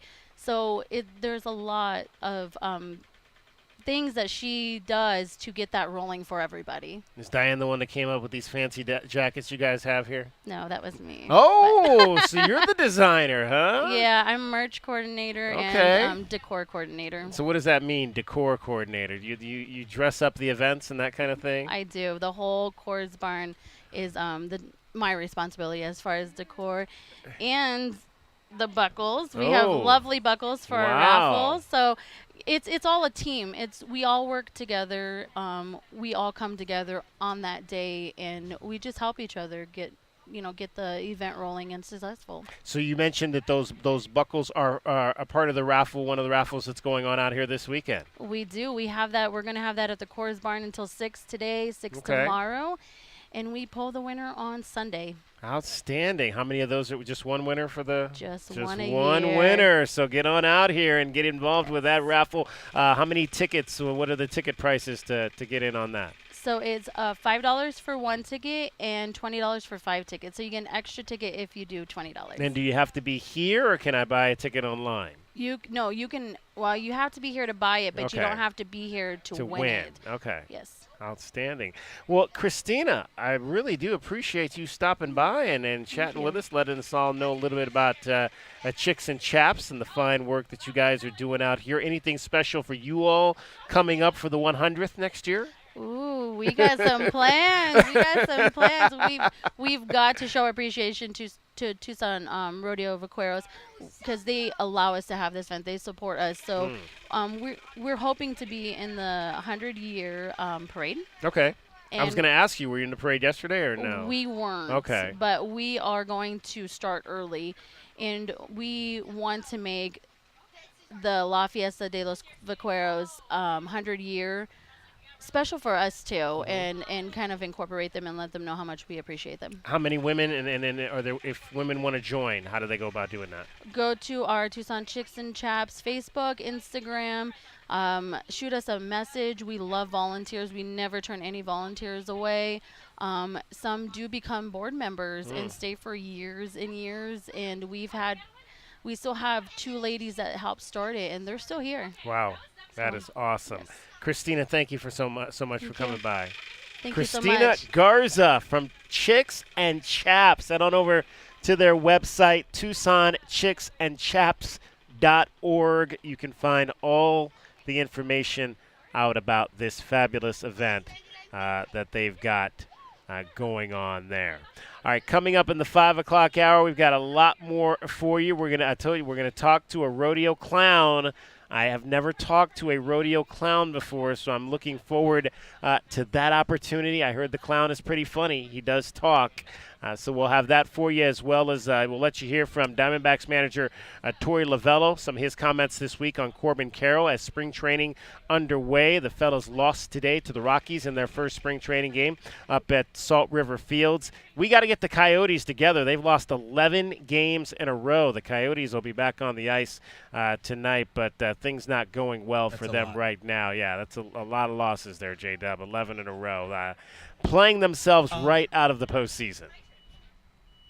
Speaking of clowns and losing 11 games in a row, DK, my experience is a happy, funny clown much better than a sad clown. That's the truth. Yeah, I like the happy clowns too. Although I know that there are some people that are afraid of clowns. You were not one of those, were you? No. No, I've never been afraid of clowns. Okay. I just think there's something sinister about a quiet, sad-looking clown. But yeah, happy, jovial clowns, I'm all about it. Oh, there you go. Nothing like a happy clown. For sure. We'll also have our Desert Diamond Casino replay. Cricket's going to rejoin us in the 5 o'clock hour with a whole lot of what is happening around southern Arizona this weekend. Take advantage of this weather and get out and experience a lot of the great things that are going on. Also, I want to remind you, we've got the Conference 4A State Soccer Championship games happening tonight up at Marana High School. Both the boys and the girls are going to be playing up there. The game at 4 o'clock, I believe it starts at 4. I'll have to we'll get the exact times on this coming up for you in the 5 o'clock hour. But it's going to be South Point Catholic and Walden Grove girls playing in the 4A championship, and then the South Point Catholic boys playing against Micah Mountain in the boys championship. So all 4 of those teams up at Marana High School tonight for the state championship games. The Micah Mountain boys, they're trying to become the first team in the history of that high school, Southern Arizona's brand new high school, to win a state championship. So I'll get you the correct times on that as that's going on tonight. And we wish all 4 of those teams good luck. The South Point boys have won 3 straight years in a row. I believe the South Point girls have also won 3 straight years in a row. So a couple of other Southern Arizona schools trying to knock those Lancers off the pedestal and bring home that gold soccer ball. It is DK on the Sports Tip. I'm David Kelly. Want to make sure we get you home every 20 minutes on the 5s with your traffic and your weather. Here's Cricket. From the O'Reilly Chevrolet Traffic Center, it's Wildcats Radio 1290 Traffic and Weather together. With collisions reported Speedway near Euclid on Speedway to the west of Euclid, Thornydale and Costco Drive in Thornydale. La Cañada and River Road is also clearing. Busy traffic near Irvington and 6th Avenue, most likely due to the Tucson Rodeo. Also backups on northbound 6th Avenue at I-10. 48 and clear tonight, partly cloudy. Our highs between about 80 to 85 this weekend and 71 now. I'm Cricket with your Wildcats Radio 1290 Traffic and Weather together. This report is sponsored by Discover. Did you know Discover wants everyone to feel special? That's why with your Discover card, you have access to 24/7 customer service, as well as $0 fraud liability, which means you're never held responsible for unauthorized purchases. Learn more at discover.com/credit card. Limitations apply. This is Jim Rome with your Rome Report. Have you checked out MLB's new Nike uniforms manufactured by Fanatics? Have you seen them? How can you miss them? Just ask the MLBPA. Tony Clark is not happy, nor are any of his constituents. Quote, "It's disappointing that we have landed in a place where the uniforms are the topic of discussion." End of quote. Disappointing? Disappointing to who? It's actually amazing. It's one of my favorite topics of baseball in years. This might be the commissioner's best idea in years. And let's be very clear about this. This is not a manufacturing defect. The commissioner said so himself. This is not a manufacturing error or miscalculation. You heard it from Bob Manfred himself. They have been tested more extensively than in any jersey in any sport. So the fact that you can see through these pants, that's not a bug, that's a feature.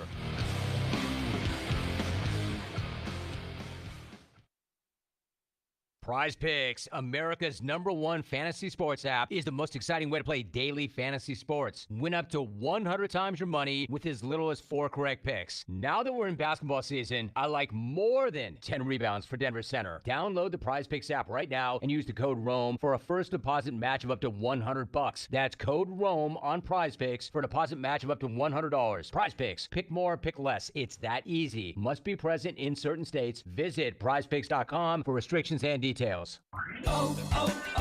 O'Reilly. You've got questions? O'Reilly Auto Parts has answers. Need a pro you can trust? We've got that too. No matter what you need, our professional parts people have the training and expertise to help you do things right. Deep automotive knowledge. Just one part that makes O'Reilly stand apart. The professional parts people. O'Reilly Auto Parts. Get the backyard you've always wanted with a custom pool from First Choice Pools. A backyard oasis built around you. First Choice is a full-service builder of beautiful in-ground pools and backyard designs for years of staycations. If you're ready to dive in, then visit TucsonPoolBuilder.com. Schedule now and get 3 months of full service free. First Choice Pools for installs, renovation, remodeling, and repair. Get started today at TucsonPoolBuilders.com. First Choice Pools, the first and only choice. Your home for in-depth conversation. Nothing they do is by surprise. They telegraph what they want to do, and then they brag about it afterwards. It's a way to keep us at each other's throats. The most pressing issues. This was just a white on black crime, and you can already see the narrative starting to form in real time. And fresh perspective. The air marshals will not be on the airplanes because they're down at the border escorting illegal aliens to their Ubers. America's most loved truth tellers live on Tucson's home for conservative talk. This is Freedom 1400. This season, the Cats will take on the Bruins, the Ducks, the Trojans, the Beavers, the Utes, the Buffs, the Huskies, the Cougs, the Cardinal, the Bears, and the School up north on Wildcats Radio 1290. Attention Tucson. Remember, if it's game day and the Wildcats are taking the floor, you can count on 1290 to bring you all the play-by-play action, the biggest pre- and post-game show in the Pac-12. This is Wildcats Radio 1290. Wildcat fans, join head coach Adia Barnes and the Arizona women's basketball team in McHale Center this season. Season tickets are on sale now. You won't want to miss the fierce competition coming to Arizona. Season tickets are available now at ArizonaWildcats.com/WBK. Arizona women's basketball. Let's pack McHale Center. Experiencing the natural wonders comes easy at Rock & K. Nestled at the base of the Rincon Mountain foothills, enjoy stunning mountain views up close every day. Explore natural open space, a network of connecting trails, and a community park within the Vail School District. Visit Lennar's 2 communities in Rock & K with home savings up to $35,000 and limited time interest rate and closing cost incentives on select move-in ready homes. LiveRockandK.com. Designed by Nature, proud U of A radio broadcast sponsor. KCUB Tucson, a Cumulus media station. We are the sports station that Tucson turns to for all the latest news when it comes to Arizona men's basketball, along with all the play-by-play action. We are Wildcats Radio 1290. Live from the CNWT. From the what? Central Northwest Tucson. Duh. It's DK on the Sports Tip with your host, David Kelly. Radio. Just when I thought I was out, they drug me back in. Featuring J.W. Madden. Don't tell me about flip-flops, man. I'm a native.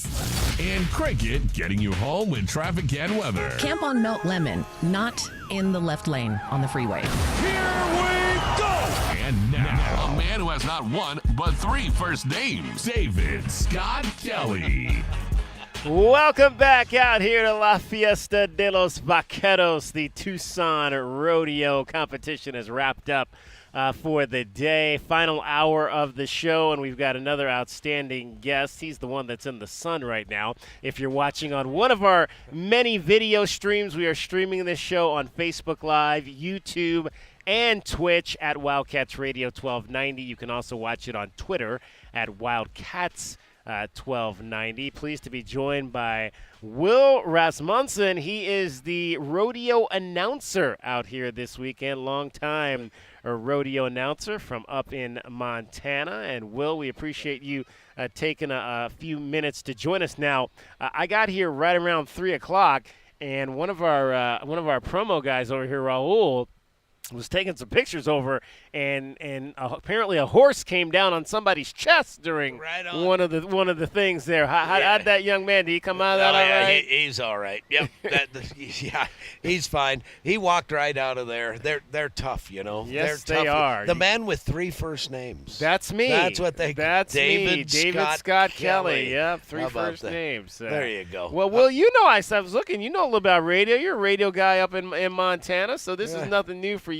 How did you get into the business of announcing rodeo, though? Well, my dad did it years and years ago, and I listened to him, and I was working at Montana State University when I was going to school there, and at a radio station, and he double booked one weekend. He asked me to go to a rodeo, and that was a long time ago. And fast forward here, get to do one of the best rodeos in the country. It's been a long grind, but boy, it's been a terrific career. It's taken me 30 years to get here, and having the opportunity to announce a historic rodeo like this is something else. So how many do you do other rodeos as well? Yeah, I did. Yeah, I do. That's all. That's my job. Oh, yes, okay. So you're full time. Yeah, full time. I do a little radio work back, and I live in Salmon, Idaho now. Have a little radio station back there, but I'm gone. Last year, I just counted the days. I was on the road 140 days last year, doing rodeos from Tucson, Arizona to, Big Fork, Montana, to Greeley, Colorado, Salinas, California, all over the country. So. Man, you're hitting all those spots. So what's life on the road like for you? Well, we take my wife I'm fortunate to have my wife that's great. Want to travel with me. That's the only way it works, my wife, Kathy. But we have a fifth wheel trailer that we're proud of, and have we have our office spaces, because it takes 3 to 4 hours a day to prepare for the performance that we're about to present. And then you just go from rodeo to rodeo. I'll be in Scottsdale here in 10 days or so, then Queen Creek, then go home for a month and a half. The end of March and April's my time off, and then start off to Redding, California, Cooley City, Washington, Livermore, California, Darby, Montana. It's just, it's one right after another. And life on the road is hard. Yeah. You get tired, and you gotta, get your sleep when you can, because you got to stay healthy, right? Or you don't get paid. So, but I'm a huge sports fan. I follow the Wildcats, and I'm sorry about last night. Doggone it. The tough free throw shoot. Anyway. And we were just talking about that before you walked up. Yeah, so anyway, well, wait till the clown gets here, because he's a graduate. J.J. Harrison, the clown, you're going to talk to a little. He's a graduate of the university, or from Washington State. Oh, so he's in a good mood. So he'll probably, don't take any guff from him, David Scott Kelly. So rodeo's a great life. We honor America. We pray. We play the anthem. Who hasn't at one time or another wanted to be a cowboy, right? Yeah. And dreamed of that life, and so just glad to be a part of a business that's full of wholesome stuff. Yeah. You know? So now you say you travel. Obviously, you have a trailer. So do you park your trailer on the grounds here? Or do you find like a scenic place to park? And how does that work? It's really handy to park here. Right, exactly. Yeah, because so you can just walk to work. Yeah, we have sound checks and rehearsals, and it's busy. So, yep, we park right here, and that's the way we like it. Doesn't always get to happen that way because I have to fly to rodeos once in a while, and when the time is, it's really close. So every once in a while I'll have to fly out to California, and I've always flown out here, but we've put together a string of rodeos in the next month or so here in Arizona. So we're in the trailer, and that's, you have a 12-cup coffee pot. 12 cups. And you can walk around in your underwear in your own home, right? And you don't have to pack and unpack. So there you go. There you go. Will Rasmussen, the rodeo announcer here out at the La Fiesta de los Vaqueros Tucson Rodeo, is our guest. Will, how did the competitions go today? It sounded like the fans were having a really good time in there. There were almost 10,000 people here. They loved it. It's great competition. It's great competition. It is every single day. Sunday is the culmination of what we've been doing for 6 or 8 days, and so it's terrific competition. World-class rodeo athletes. Tomorrow's the last day that will determine who goes to championship Sunday. And so the drama builds as you go, and you as an announcer like to build drama. You know how that is, and so tomorrow will be a lot of fun, and Sunday will be off the charts. So who are some of the, if folks are coming out here this weekend, give the folks a couple of names they want to watch out for, some guys they want to watch out for. Yeah, there's a kid from Canby, Oregon in the bull riding. Oh, man, his name just went away. He was 88.5 points on a bull yesterday, and in the bareback riding there'll be all the big names are here. All the big names are here. We had a world champion tie down roper named Shad Mayfield, Blaine Cox in the roping, and every name you like to highlight them as you do your background. You don't do background checks, but you do some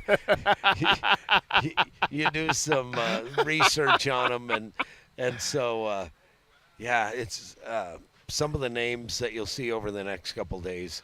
They hear them. If they follow rodeo at all, they'll know them. Yeah. They go to the National Finals Rodeo in Vegas, and this is a prize to win a rodeo like this. If you're a cowboy or a cowgirl, it's a coveted title to win the Tucson Rodeo. So yeah, and I know. So you're obviously are you seeing a lot of the same athletes at these various events you go to? So I would imagine you get to know them a little bit personally, which is kind of cool. I do. It's really cool. I talked to a guy today that's a good friend of mine named R.C. Landingham. He's from California. He'll be up tomorrow, and he won $1 million last year. Wow. Rodeo, and he's a family guy. It changed his life. They're just so humble, They're just so humble. But I do get to know them. They're salt of the earth. It doesn't change them much, and it's and the Wright family. You may not have heard him, but the Wright family from Utah has been in and out. Rodeo fans know that name, and all the hot shots are here. All the hot shots are here. So they've been in and out, and they'll be if they've made it in the top 12, they'll be back here Sunday. Do you have a favorite event? Yeah, well, first of all, I love to present the flag in a good way, and I'm proud of that. And we pray before the rodeo, play the anthem. I love doing that. I love the bareback riding, the first event, because it's everybody's in a good mood and it's wild and it's they get into it, and I love the bareback riding. Yeah, that's exactly right. The first event of the rodeo, and so people are in a good mood. They're ready to go, and they make a lot of noise, and I love that. Who's the best you've ever seen in rodeo? Well, one of the best I've ever seen retired last year, and he's been to Tucson over the years, not this year. His name is Casey Field. He's a 6-time world champion bareback rider. He's from Utah. Stetson Wright is hurt right now. He's out for 5 to 6 months. He tore his hamstring off of his hip or wherever it tears from at last year's NFR. He's out till June. He is one of the all-time, the best I've ever seen. And Trevor Brazil, who is 26-time champ of the world, in various events. And what I love about them is that they're just humble. They're humble. They'll sign an autograph for a little kid, take a picture with a little kid, and that's what I love most about our sport. Have you had a chance to sample any of our fine food here in southern Arizona? What does it look like? I don't look like a jogger, my friend. I don't look like a jogger. Did you get you a Sonoran dog? There you go. I haven't gotten one of those yet. Yeah. Somebody get this guy a Sonoran dog. Yeah, mustard and relish, please. I don't know what a Sonora dog is, but there's a little mayonnaise on there and some other stuff. There you go. You're an all-American guy. Just do your hot dog the right way. Not too much crazy stuff on it, for sure. All right, so things get going out here tomorrow at 2 o'clock. 2 o'clock both the next 2 days on the competition side. I was telling folks it's kind of like a college basketball game, about 2 hours long. You get in, you see your competition, and then you get out. Get on out. It's and you hope they leave wanting more like they did today. Man, they were into it. It was a beautiful day. They could have sat there for another hour or so. But the junior rodeo, I think, starts at 12:30. Some pre-rodeo stuff, the kids, and that lasts about 45 or 50 minutes, and then the big rodeo starts at 2 o'clock, and can't wait. Okay. The weather's supposed to be great. In terms of maybe somebody from Tucson, who's maybe some of the great people you've seen here in Tucson or Tucson-born that have competed maybe over the years? I don't know about competition, but I've become really good friends with the vice chairman of the rodeo. His name is Sam Merriman. Yeah. He went to high school here in Tucson, went to college at the University of Idaho, was drafted in the 7th round by the Seattle Seahawks, and played 7 years and was an all-pro with the Seattle Seahawks. He loves the rodeo and never competed professionally in rodeo, but I love sports. Yeah, I love sports, and I've watched your coach, University of Arizona men's coach. He came Tommy Lloyd, Gonzaga guy, right? Worked under Mark Few, and I love March Madness. Couldn't get none of those football players up on a Bronco last week or anything? No, they're out here? They're not. I don't know.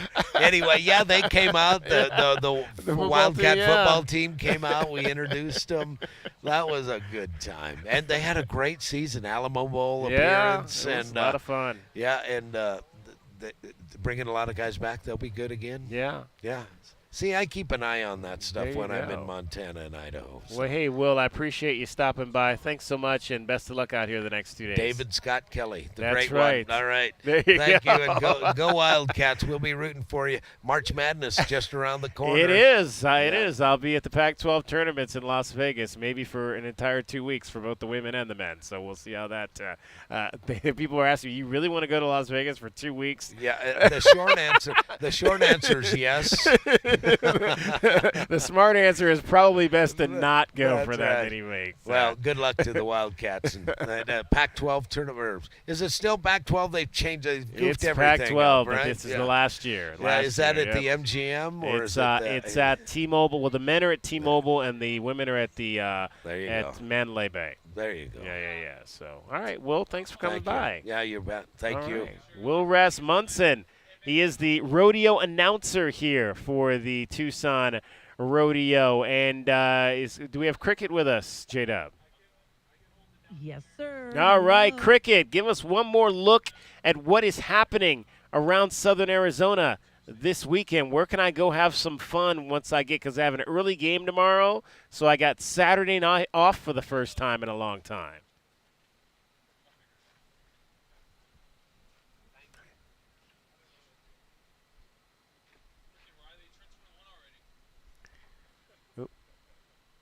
museums open 9 to 5, 9 a.m. to 5 p.m. tomorrow and Sunday. And, of course, La Fiesta de los Vaqueros through Sunday. TucsonRodeo.com for all the details and the schedules. All right. Sounds like a good time for sure. You like clowns, Cricket? They don't bother me like they do most people. I like rodeo clowns a lot. Yeah, rodeo clowns are great. They're very entertaining. Yeah. It's like dangerous clown work. Sure. Well, we've got the rodeo clown. The rodeo clown is coming. That's what he is on his way, so I cannot wait. I don't know if he's going to be dressed up or not, if he's going to be dressed down, but I hope he's still got his costume on. Me too. That's going to be fun. That's Yes. going to be fun. Hey, Cricket, you have a great weekend. Make sure we get the folks that are out. I'm sure the traffic is still probably a little congested around here, but it's starting to clear up as everybody gets out to their cars and gets out of here after the performances today. But get them home safely. All right. From the O'Reilly Chevrolet Traffic Center, it's Wildcats Radio 1290 Traffic and Weather together with collisions clearing Irvington east of I-19, Irvington and 16th Avenue. Cortero west of I-10 at Arizona Pavilions Drive. Just about all afternoon, we've seen some pretty heavy backups on northbound 6th Avenue approaching I-10 and those slowdowns near the Tucson Rodeo grounds at Irvington and 6th Avenue. 48 and clear tonight, partly cloudy with our highs around 80 to 85 through the weekend. 71 now. I'm Cricket with your Wildcats Radio 1290 Traffic and Weather together. This report is sponsored by Staples Stores. Now, during Staples Sit-a-thon, you can save up to $180 on select chairs, desk chairs, computer chairs, even gaming chairs. In store only, offer ends 3-2. See associates for details. Stop by Staples today Can we and grab a reposition seat. that so I can, because I'm in the dark. I'm not getting it. Tucson's The best sun's sports not hitting me, station, so I'm in the Wildcats dark. Radio So just 1290. This is the position it home so of the Wildcats. sun is hitting me a little NFL bit. play-by-play. This is the one and only Wildcats Radio 1290. Because I'm like, he's in the This sun, and I'm President's like Day, totally score in the dark. monumental savings at Royal Kia. Lease a new 24 Kia Forte for $134 a month with $39.99 due at I can signing. live with that sun for Monumental savings. 50 minutes. Get 0.9% APR financing for 48 months on either the 23 Kia Sorento or the electric better. 24 Kia EV6. Monumental savings. Or lease the EV6 for $292 per month with $39.99 due at signing. The savings are monumental this month at Royal Kia. EV6 K29434, Sorento K29409, Forte K29634. Leases $650 acquisition fee, no security deposit. Mileage charge of 20 cents per mile over 10,000 miles per year. All offers OAC plus tax, title, license, dealer installed options, and $529 doc fee. Must finance with Kia Motors Finance. See dealer for details. Offers end 3/4/24. Monumental savings at Royal Kia. Speedway in Columbus or royalkia.com. Texting privacy policy and terms and conditions posted at textplan.us. Texting rules for recurring automated text marketing messages. Message and data rates may apply. Replace. All right. Guys, got hair loss? I know what you're thinking. Should I shave my head, comb it over, wear a hat? Just stop.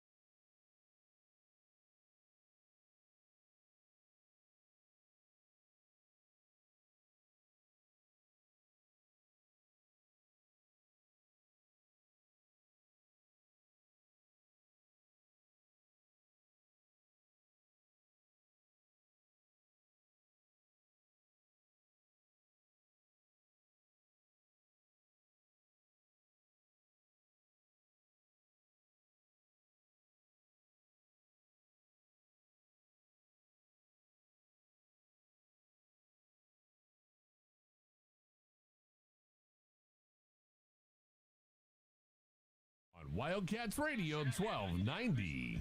520-848-1290. 520-848-1290 is the number to get in on the program. The sun's starting to set here on the rodeo grounds, the 99th La Fiesta de los Vaqueros Tucson Rodeo. Appreciate Will Rasmussen, the stadium announcer, for joining us here on the program. We expect to have at least one more guest before we get out of here at 6 o'clock. And don't forget Arizona women's basketball coming up for you at 6:45 tonight. It'll be the Wildcats and the Stanford Cardinal from Palo Alto.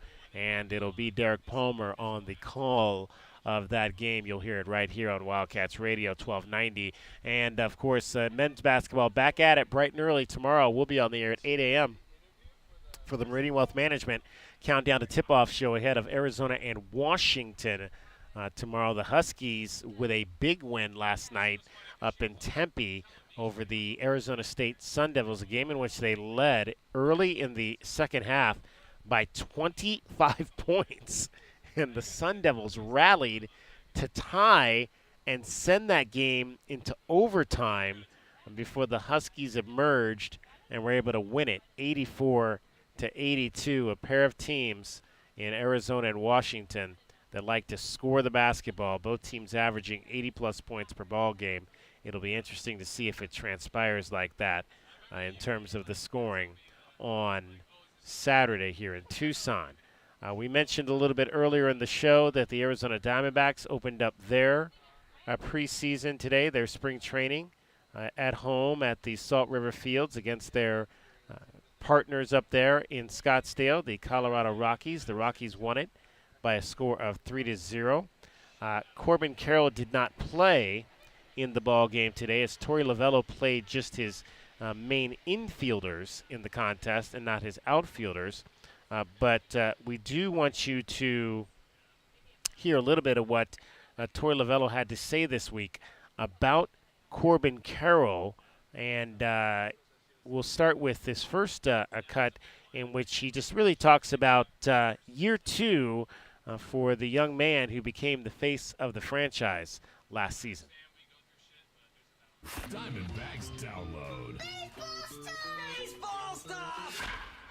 He might be a tad more natural. I don't want to say comfortable because I think he's just a fine young man that he says the right things, he does the right things, and he's always in the right space. So, yeah, I would probably say maybe a little bit more mature and understanding what he's got to get to without trying to fast forward any of the process. He's a routine and process oriented guy, and that's why he's so successful in my opinion. But yeah, he's probably a little bit more mature looking when I look at him, and maybe that's just because I know what he's done and I know what's under the hood. But I know he's the same kid deep down at his core. Yeah.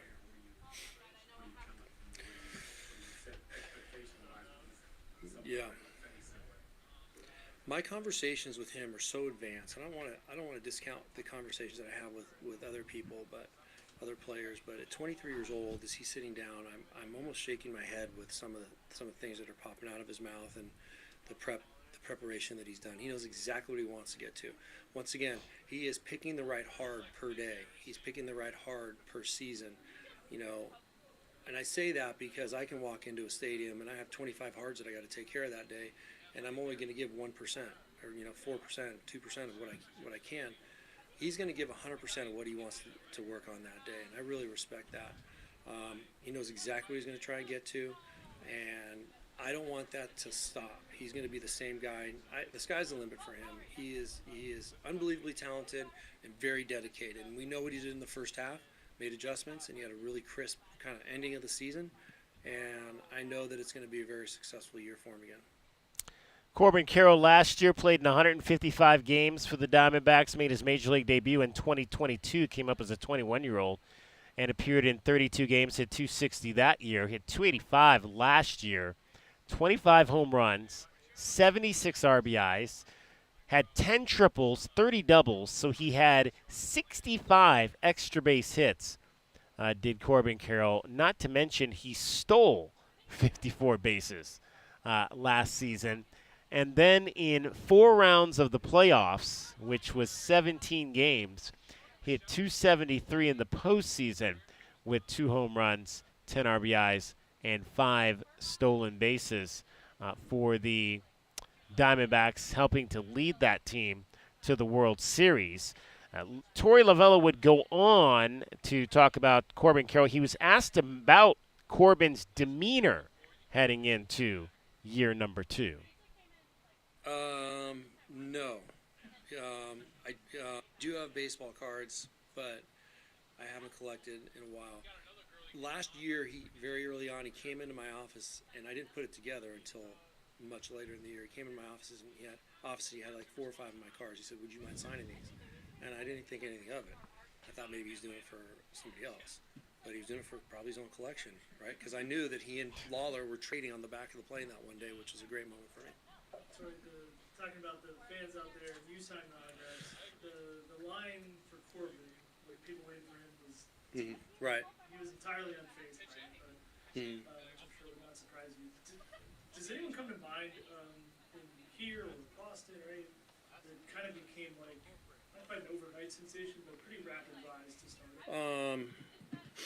Man, I've seen a lot of great players. I've seen a lot of great and humble players. He's doing things behind the scenes that nobody knows about, that I know about, and sometimes I hear the tale comes around and tells me the story, like I don't know right away, and I hear him like, I can't believe this kid is doing that. For example, the other day, after Fan Fest, nobody knows, but he went and did a camp and dedicated his time to a camp of 350 kids that nobody knew about, and he initiated that himself. So I saw him later that evening, and I asked him, "How you doing? You tired? Where you been?" And he said, "Yeah, I'm tired and I'm hungry, so let's eat." And I gotta rest up because I just did a camp and for 2.5 hours. So that stuff to me is amazing, and I wonder how he feels about adding 10, 12 years onto that. Will he do that in 10 to 12 years? I have every reason to believe he's going to be the same exact guy. Does he remind me of anybody? Look, I say this respectfully because he was arguably one of the greatest players that has ever played the game, but I know that Cal Ripken signed every autograph and wouldn't leave the stadium until every autograph was signed. Corbin reminds me a lot of that personality. Wow. Cal Ripken Jr.? That's saying something right there, J-Dub. How many games in a row has Corbin Carroll played? Nowhere close, but a couple of seasons. but and I don't know if we'll ever. I don't know we'll ever see anyone do that again. Yeah, that might be the most unbreakable record. Yeah, to be honest. and I don't think. I think it would definitely not be an outfielder because there's just too much of a grind, I think, on an outfielder's body that you would be able to play 162 games every single year. I think it would have to be like an infield position, a shortstop or second baseman, someone who's not necessarily throwing their body out onto the ground as much as we see outfielders do, trying to make catches in the gaps and that kind of thing, because Corbin is that type of player, and I always shudder when I see guys like that. The last thing I want to see a Corbin Carroll do. Look, you want him to play hard, and I've gotten a lot of slack over my career for this mindset. You want your outfielders to play hard and go hard, but the last thing I want to see Corbin Carroll do is unnecessarily diving for baseballs, putting himself on the ground, because that's the quickest way to the injured list. And you want his bat in the lineup. You want his leadership in the lineup. So I hope he's the type of outfielder that understands and learns how to play the game safely, how to play the game smartly out there, because I saw a young outfielder who I'll categorize that came up in the Indians chain, very much like a Corbin Carroll, by the name of Grady Sizemore. And Grady never reached his potential as a player because he was he went too hard. He went too hard. He would run into walls. He would dive when he probably didn't need to dive. and eventually ended up tearing up his shoulders and was just never the same type of player again. So although I would want Corbin Carroll to play the game with a very high level of intensity, I also want my outfielders to play it smart, because I'll never forget a statement that Albert Bell, another longtime Indian, used to have, another mindset he used to have, because his whole thing, he was not a good outfielder. Don't get me wrong, not a good outfielder, but he understood that his job was to be in the lineup every day. You were never going to see Albert Bell out there diving for a baseball, because he was smart enough to understand that I've got to be in the lineup. And the quickest way for me not to be in the lineup is for me to throw my body on the ground. And I think there are more young outfielders that need to understand that. If you're that valuable to your team, you need to do the type of things that keep yourself in the lineup. There's a time to dive. There's a time and a place for those types of plays, but it cannot be every night. It cannot be every night. There's times when you got to say, you know what, I'm going to let this ball drop in the gap, and maybe they get a run out of it to stay in the lineup, because I know I can go back to the plate in the next inning and get that run and maybe another run back with my bat. And I hope that's the type of mentality that we get from Corbin Carroll as he moves along in his career. You know, I had to look at the list, DK, and the Ironman list, there's only 2 modern players in the top 25. So Cal with 2,632, everybody knows that. Yeah. He passed Lou Gehrig, but the only 2 modern players are Miguel Tejada. He did that 2000 to 2007. And at 25 is Whit Merrifield. He did 553 games. So all these players are from the 1920s in this Ironman list. There are no modern players because, you know, managers will rest a guy every now and again. Absolutely. But again, he's the face of the franchise, Corbin Carroll, and it's going to be really interesting just to watch full year two, after what we saw in year one, and helping to lead this Arizona Diamondbacks club to the World Series. We got our first Diamondbacks download in of the year. Many more to come. We were in on day one of the show. Last year we were doing Diamondbacks download, and we did it. Day one, first segment. Yeah. Day one, first segment. So we will continue to do that as we go through the summer and continue to make baseball a forefront of the program. 520-848-1290. I have, I've been very bad about, we've had so much going on here. I got to remember to pay some of these bills that we have, because I have not done any of that. So I want to tell you, Wildcats Radio 1290 and Coors Light want to send you to the Pac-12 men's basketball tournament that's coming up March 13th through the 16th. We'll be there at the T-Mobile Arena with your Wildcats as they go to try to win the Pac-12 championship.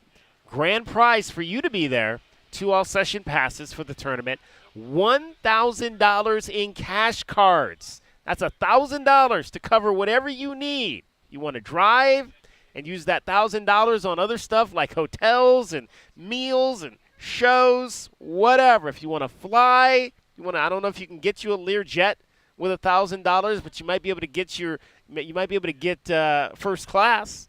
If you want to fly first class, I would not recommend spending all of that money to fly first class on a flight that's only going to take 45 minutes.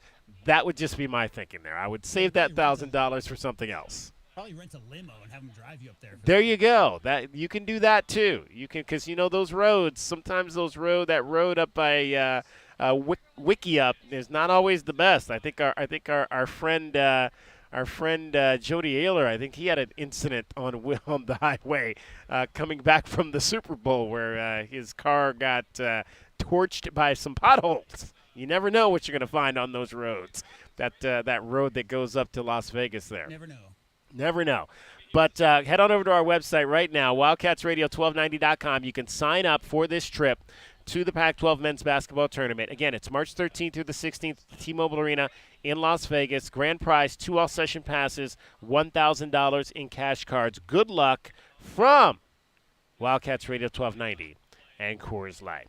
All right, getting you home every 20 minutes on the fives with your traffic and weather. We've got one segment left to go here from the rodeo, but first, here is cricket.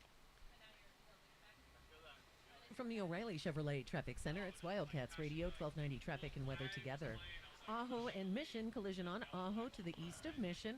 Another crash Irvington east of I-19 Irvington at 16th Avenue. Some backups on northbound 6th Avenue as you approach I-10. Weather-wise, 48 and clear overnight. Partly cloudy with our highs between about 80 and 85 through this weekend and 70 now. I'm Cricket with your Wildcats Radio, 1290 traffic and weather together. This report is sponsored by Taco Bell. Taco Bell's new Cravings Value Menu is a big deal. Or rather, it's 10 big deals. From new items like the loaded nachos to familiar favorites like the spicy potato soft taco. Check it out at a participating Taco Bell today. Available for a limited time only while supplies last. Are you ready to adopt? Come to the Humane Society of Southern Arizona. When you adopt from us, you will save more than one life.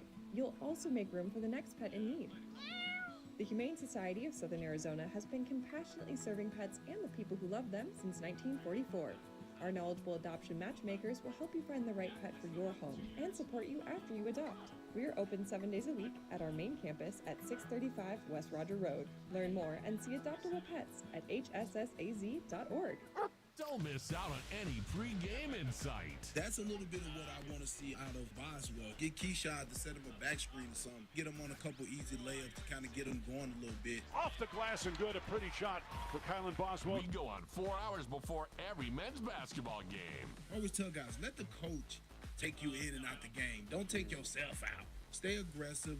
Don't hunt your shots, but if the shots are open, you take them. DK, Kelvin, and J Dubs on Wildcats Radio 1290. Attention basketball fans. Wildcats Radio 1290 and Coors Light want to send you to the men's basketball tournament in Las Vegas. We're hooking you up with 2 all-session passes for the tournament, plus $1,000 to cover travel plans, a few nights in a Vegas hotel, and maybe a little extra to spend however you want. If you want to win, check out WildcatsRadio1290.com and sign up. Get all the details and official contest rules at WildcatsRadio1290.com. Good luck from Coors Light and Wildcats Radio 1290. Well, it's the first part of a new year, and some people are coming up with some pretty interesting New Year's resolutions. I'm taking karate classes. Hey, wait just a minute. Let's get something really stupid tattooed on our butt. Oh, I'm sorry. Why not make your New Year's resolution to always save up to 40% on your favorite tobacco products at Tobacco Barn? You'll not only save up to 40%, but there's also no city or state sales tax at Tobacco Barn because they're on the reservation. I'm getting married to the first girl I meet. Hey there, sweetheart. And you can save up to another $3 with a coupon at TobaccoBarnTucson.com. Let's try parachuting. Geronimo! So save up to 40%, save with no city or state sales tax, and save up to another $3 with a coupon at TobaccoBarnTucson.com. But maybe skip the skydiving. Tobacco Barn, Nogales Highway, just south of Valencia. The prom never got. He never came, but. I don't think people understand how much cool air escapes into their walls and attic, or how much extra that costs you every month. If only there was a way to explain how Alaskan AC keeps that from happening. So. All right. It's kind of like that. Thank you. Did you seriously just aeroseal Gary's mouth? Notice how almost no air is getting through? True. You're right, Gary. Only Alaskan AC includes AeroSeal with every AC system we sell. It keeps the cool in your home, not in your walls and attic. He said all that? What do you say now? You're probably paying 20 to 50% more than you have to. You'll see savings from your new AeroSeal included systems the very first year. I had no idea Gary knew so much about AeroSeal. It's a big part of how we customize heating and air systems so people are comfortable in every room. I gotta hand it to you, Gary. You know how to make a good point. A regular pro at this. Oh, that's right. Forgot the most important part. AeroSeal, included with every system at Alaskan AC. Makes a little sports analysis, pop culture.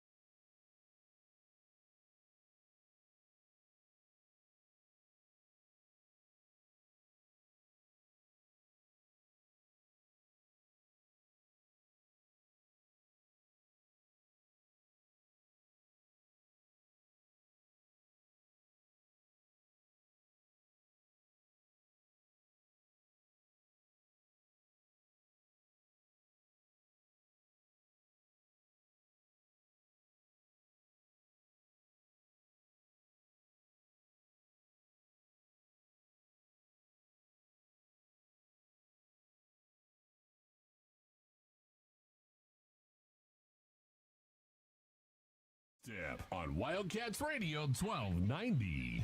Final segment of the week. Final segment of this show, DK on the Sports Tip for the week. Of course, we'll be with you tomorrow for basketball, but last chance to chat with us on this Friday, 520-848-1290, 520-848-1290. We are out at the rodeo, La Fiesta de los Vaqueros, the Tucson Rodeo here at the rodeo grounds. It's kind of quiet now. Most of the folks have gone. The rodeo events started today at 2 o'clock and lasted through about 4:15 was when the action ended today, and then folks began filing out.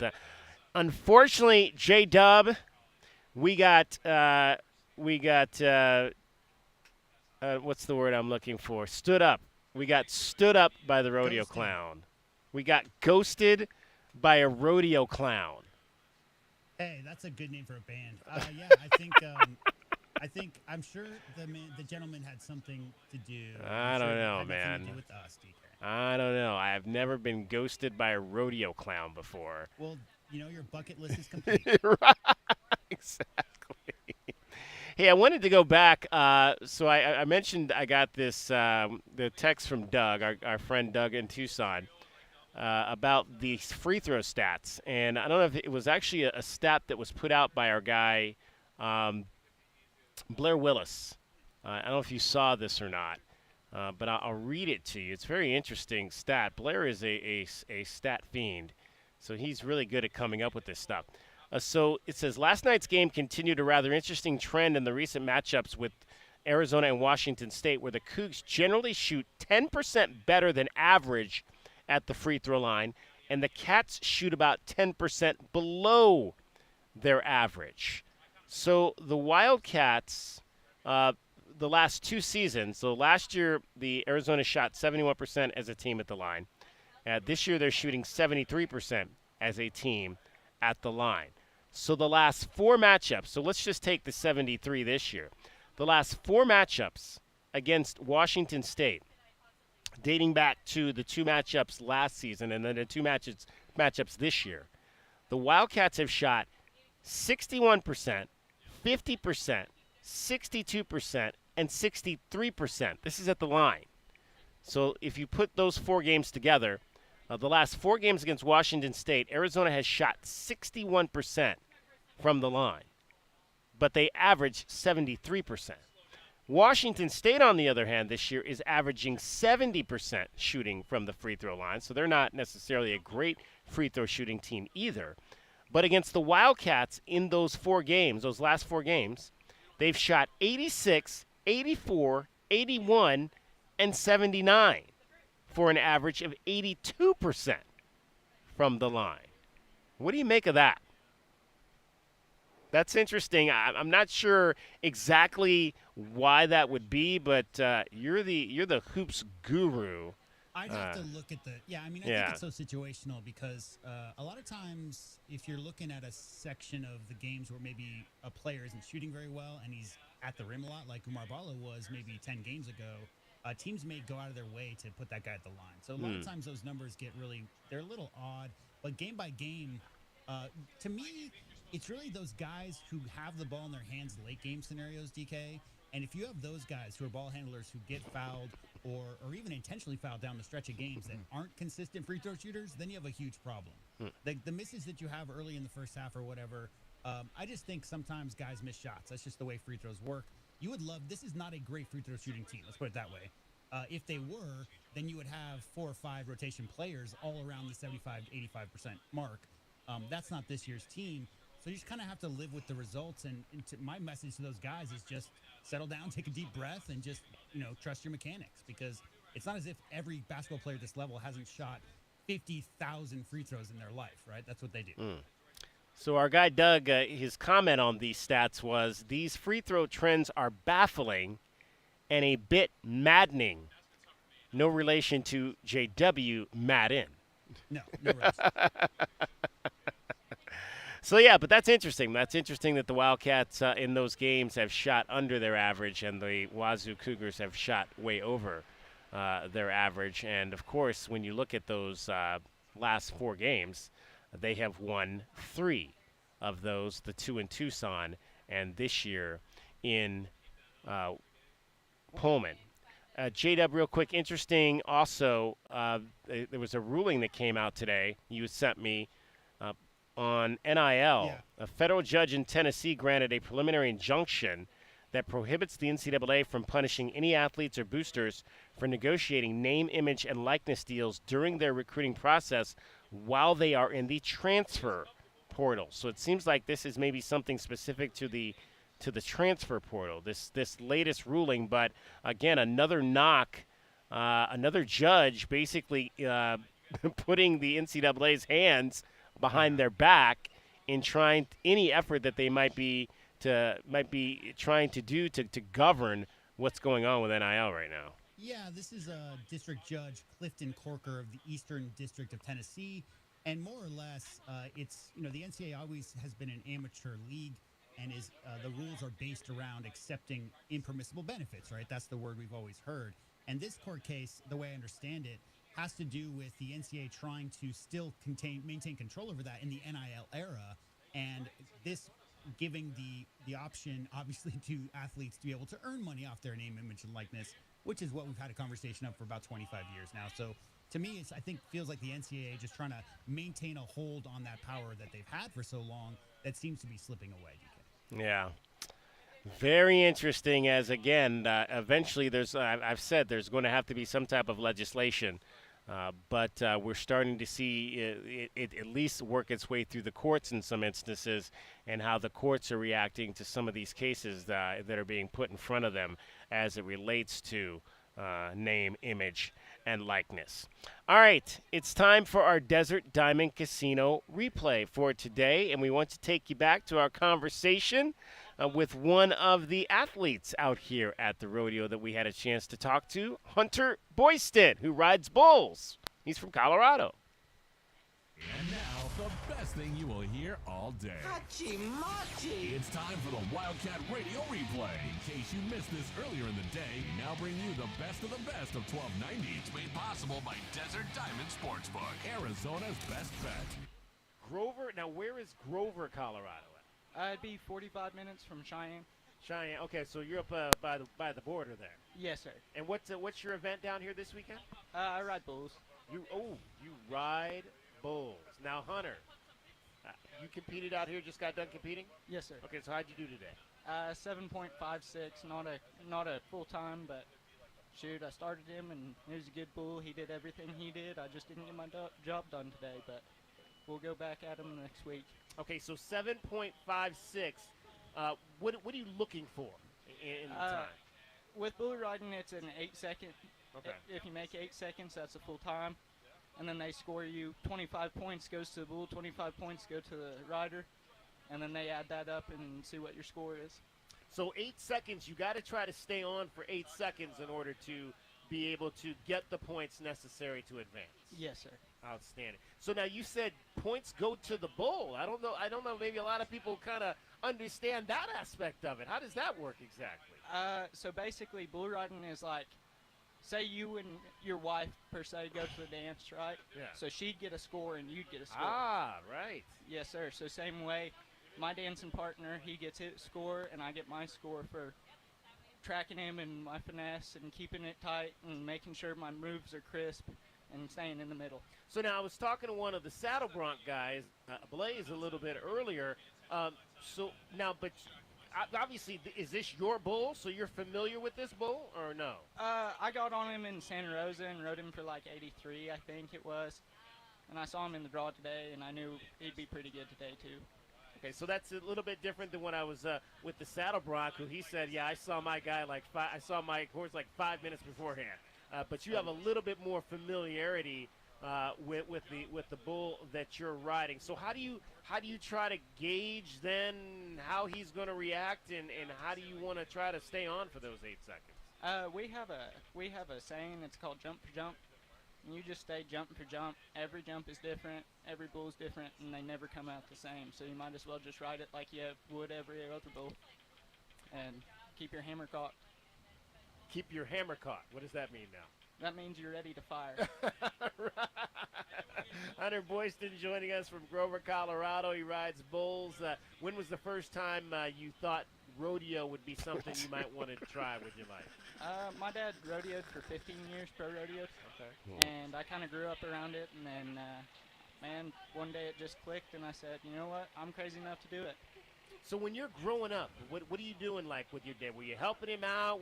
How did you kind of stay in tune with Dad and what he was doing and kind of help along the way? Yes, sir. Man, like he'd get home from rodeos and stuff, and I wasn't young enough to go with him. I was just small and with Mom, and so I grew up ranching with him and listening to every rodeo story and just hearing about everything. Man, I just wanted to be a fly on the wall, so here I am. That was the Wildcat Radio Replay with the best of the best from 1290. It's brought to you by Desert Diamond Sportsbook, Arizona's best bet. All right, we thank Hunter Boyston and all the folks that joined us out here. Christina Garza from Chicks and Chaps, Will Rasmussen, the rodeo announcer, Blaze Freeman, who is on the Horse Chappin, I think is the name of that event. I don't remember exactly which event that was. But he was here as well. So we thank all of those folks that came by and joined us out here at the La Fiesta de los Vaqueros Tucson Rodeo.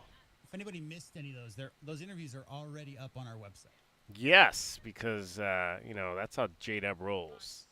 He gets everything up real quick. So thank you very much to J.W. Madden for doing yeoman's job.